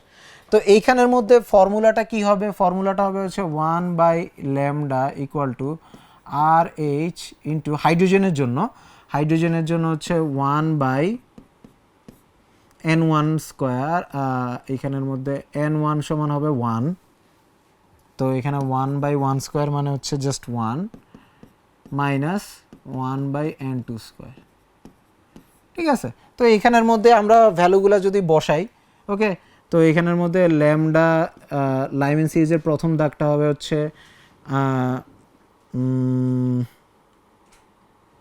লাইমেন সিরিজের প্রথম দাগটা হবে, আচ্ছা আমি এইভাবে লিখি, 1/λ L1 equal to RH into 1/1/4 তারপরে 1 বাই ল্যামডা দ্বিতীয় দাগ R H into 1 minus 1 by 9 1 by lambda L three equal to R H into 1 by 2 3 4 তাহলে 16 তাহলে 1 বাই ল্যামডা 4 সমান আচ্ছা ল্যামডা এল 4 লাইমেন সিরিজের চতুর্থ দাগ হবে আর এইচ ইন্টু 1 বাই 25 আর অসীম থেকে যেটা আসতেছে ঠিক আছে ইনফিনিটি থেকে যেটা আসতেছে 1 বাই ল্যামডা ইনফিনিটি ওইটা সমান হবে হচ্ছে জাস্ট আর এইচ। ঠিক আছে, তো এইভাবে হচ্ছে আমরা হাইড্রোজেনের লাইমেন সিরিজের দাগগুলো বের করতে পারি। এখানের মধ্যে আমরা হচ্ছে সর্বনিম্ন আর সর্বোচ্চটার মানটা একটু দেখি। ঠিক আছে, সর্বোচ্চটার মান হবে হচ্ছে 91 সামথিং, এখানে হচ্ছে 10.97 into 10 to the power 6 1 by এত 10 টু দি পাওয়ার 9, এখানে আসবে 91.16 ন্যানোমিটার। ঠিক আছে, আর এইখানে আসবে হচ্ছে 3/4 তাহলে 4 ইন্টু 3 তাহলে আসবে 121.54 ন্যানোমিটার। তাহলে এটা অনেকটা হিলিয়াম প্লাসের বামার সিরিজের মতন। ঠিক আছে, এটা হচ্ছে দৃশ্যমান রেঞ্জের বাইরে, এটা অ্যাকচুয়ালি হচ্ছে লাইমেন সিরিজটা হচ্ছে লাইমেন সিরিজ ইউভি রেঞ্জের মধ্যে পড়ছে, ইউভি স্পেকট্রামের মধ্যে পড়ছে। ঠিক আছে, ইউভি স্পেকট্রামের মধ্যে পড়ছে।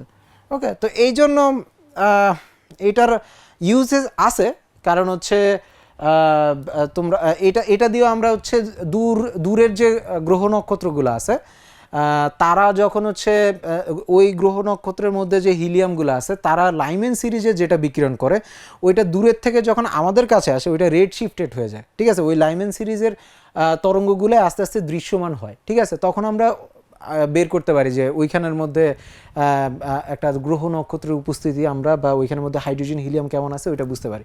ঠিক আছে, ওইটা কত লাইট ইয়ার দূরে থাকলে অনেক দূরের গ্রহ নক্ষত্রের উপস্থিতি আমরা এটা দিয়ে বুঝতে পারি। ঠিক আছে, রেড শিফট এটা নিয়ে আমরা এটা তো নিয়ে তোমরা ফিজিক্সে পড়বা, মানে হচ্ছে যখন হচ্ছে অনেক বড় একটা দূরত্ব থাকে তখন আস্তে আস্তে এনার্জিটা লস হইতে থাকে। এনার্জি লস হইতে থাকলে এই এনার্জি লস হওয়া মানে কি আস্তে আস্তে তরঙ্গ দৈর্ঘ্য বৃদ্ধি পাইতে থাকে। এই যে এই তরঙ্গ দৈর্ঘ্যগুলো বৃদ্ধি পাইতে থাকে, বৃদ্ধি পাইতে পাইতে পাইতে লাইমেন সিরিজের লাইনগুলো আস্তে আস্তে দৃশ্যমান হয়ে যায়। তো দূরের গ্রহ নক্ষত্রের বামার সিরিজ আমরা দেখি না, তখন আমরা লাইমেন সিরিজ দেখি। ওকে, তারপরে হচ্ছে প্যাশ্চেনের জন্য এখানের মধ্যে প্যাশ্চেনের জন্য কি হবে, প্যাশ্চেনের জন্য 1 by lambda equal to R H into 1 by 9 by 1 by n2 square. ঠিক আছে, তো এইটার আমরা একটু রেঞ্জটা দেখি। এইটার হচ্ছে লাইমেন সিরিজের মিনিমাম। ঠিক আছে, 1 বাই ল্যামডা প্যাশ্চেন সিরিজের মিনিমামটা কত হবে, মিনিমামটা হবে হচ্ছে আর এইচ ইন্টু 1 বাই 9, আর এখানে সবচেয়ে দূরে কত থেকে আসতে পারে, আর ম্যাক্সিমামটা হবে হচ্ছে R H into 1 by 9 minus 1 by 16। ঠিক আছে, তো এইখানের মধ্যে আমরা এখন প্যাশ্চেন সিরিজের ম্যাক্সিমাম আর মিনিমামটা বাইর করার চেষ্টা করতেছি। 9 into 10 to the power 9 divided by 10.97 into 10 to the power 6 আসা হচ্ছে 820 ন্যানোমিটার। এটা হচ্ছে সবচেয়ে ছোট তরঙ্গ দৈর্ঘ্য, আর সবচেয়ে বড় তরঙ্গ দৈর্ঘ্যটা হচ্ছে 10.97 into 10 to the power 6 into 1 by 9 minus 1 by 16 into 10 to the power 9।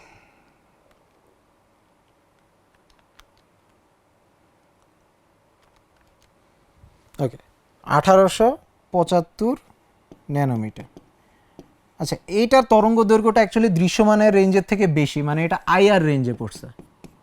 IR range, অবলোহিত রশ্মি ওই রেঞ্জে পড়ছে, ঠিক আছে।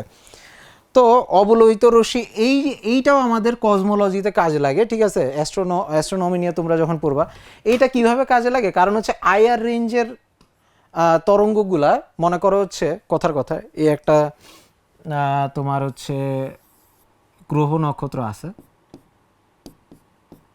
এখন এইটার চারপাশে মনে করো গ্যাস ক্লাউড আছে, ঠিক আছে। এইটার গ্যাস ক্লাউড আছে, এইটার চারপাশে বা এটার সামনে মনে করো গ্যাস ক্লাউড আছে, এই যে গ্যাস ক্লাউড, ঠিক আছে। আর এইখানে হচ্ছে আমাদের পৃথিবী, ওকে। তো গ্যাস ক্লাউড থাকলে যেটা হবে আর কি, সেটা হচ্ছে ওর থেকে যে আলোগুলো আসার কথা, ওই বামার সিরিজে দৃশ্যমান আলোগুলো আর যাইতে পারবে না, এই গ্যাস ক্লাউডকে পার করতে পারবে না, কিন্তু আইআর রশ্মিগুলো পার করতে পারবে, ঠিক আছে। আইআর রশ্মিগুলা পার করতে পারবে, আইআর রশ্মিগুলো আমাদের পর্যন্ত পৌঁছাবে। ভিজিবল লাইট পৌঁছাবে না আমাদের পর্যন্ত, কিন্তু আইআর রশ্মিগুলো আমাদের পর্যন্ত পৌঁছায়। তো এই যে নতুন যে টেলিস্কোপগুলা JWST বা আগে ছিল হাবল, এখন JWST, ওইখানে হচ্ছে আইআর রেঞ্জের মধ্যে হচ্ছে দেখতে পারে, ঠিক আছে। তখন এরকম গ্যাস ক্লাউডের মধ্যে যে নেবুলা গ্যাস তোমার যে গ্যাস ক্লাউডের মধ্যে যে কি টাইপের কি আছে ওইটা আমরা এখন দেখতে পারি আইআর রেঞ্জে দেখতে পারার কারণে, ঠিক আছে। ওকে, তো এটা হচ্ছে তোমার প্যাস্টিন সিরিজ। তারপরে ব্রাকেট সিরিজ, ফান্ড সিরিজ, ওদের আলোগুলা হচ্ছে আইআর রেঞ্জের মধ্যে পড়ে, ওদের আলোগুলাও কি আইআর রেঞ্জের মধ্যে পড়ে, ওকে। তো এটা আশা করি বুঝতে পারছো। তো এখানের মধ্যে আমরা অ্যাটমিক স্পেকট্রামগুলো দেখে ফেললাম, হাইড্রোজেনের হিলিয়াম প্লাসের জন্য দেখলাম, ঠিক আছে। তো আজকের ক্লাসে মূলত আমরা দেখলাম কি তড়িৎচুম্বকীয় তরঙ্গ দেখলাম, ইএম ওয়েভ, এটা কিভাবে তৈরি হয় না হয় এইটা সম্পর্কে দেখলাম। তারপরে আমরা দেখছি হচ্ছে সিরিজ নিয়ে, আমরা সবচেয়ে বেশি আলোচনা করছি হচ্ছে বামার সিরিজ নিয়ে।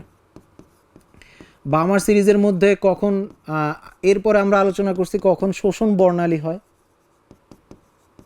শোষণ বর্ণালীর আগে দেখছি হচ্ছে আমরা কখন বিকিরণ বর্ণালী হয়, ঠিক আছে, বিকিরণ বর্ণালিকা হয়। তারপরে সূর্যের মধ্যে শোষণ বর্ণালী বিকিরণ বর্ণালী দেখতে কেমন হয় এবং ওই বর্ণালীগুলো দেখে আমরা কি নির্ধারণ করতে পারি সেটা বুঝি। মানে মূলত এই বর্ণালীগুলো দেখে আমরা আমাদের এই চারপাশের যত গ্রহ নক্ষত্রের মধ্যে কি জিনিস আছে, কি পরিমাণে আছে সেটা বের করে ফেলতে পারি। ব্যাপারটা কিন্তু খুবই ইন্টারেস্টিং, ঠিক আছে। তো এই বর্ণালীগুলো দেখলাম আর এই রিলেটেড আমরা ম্যাথ করলাম, ঠিক আছে। বামার সিরিজটা হচ্ছে হাইড্রোজেনের বামার সিরিজটা হচ্ছে ভিজিবল রেঞ্জের মধ্যে পড়ছে, এই জন্য বামার সিরিজটা সবচেয়ে ইম্পর্ট্যান্ট। অন্যান্য যেটা আছে যেমন মনে করো লাইমেন সিরিজটা হচ্ছে ইউভি, ঠিক আছে, লাইমেন সিরিজটা হচ্ছে ইউভি রেঞ্জের মধ্যে। আর বাকি যারা আছে ব্রাকেটের আগে প্যাশন, ব্রাকেট, ফান্ড, এই সবাই হচ্ছে আইআর রেঞ্জের মধ্যে পড়ছে, সবার তরঙ্গ দৈর্ঘ্যগুলো আইআর রেঞ্জের মধ্যে পড়ছে, ওকে, ঠিক আছে। তো সবাইকে আজকের ক্লাসটা মনোযোগ সহকারে দেখার জন্য ধন্যবাদ। আশা করি পরের ক্লাসে তোমরা আমাদের সাথে জয়েন করবা। আজকের জন্য এই পর্যন্ত, সবাইকে ধন্যবাদ।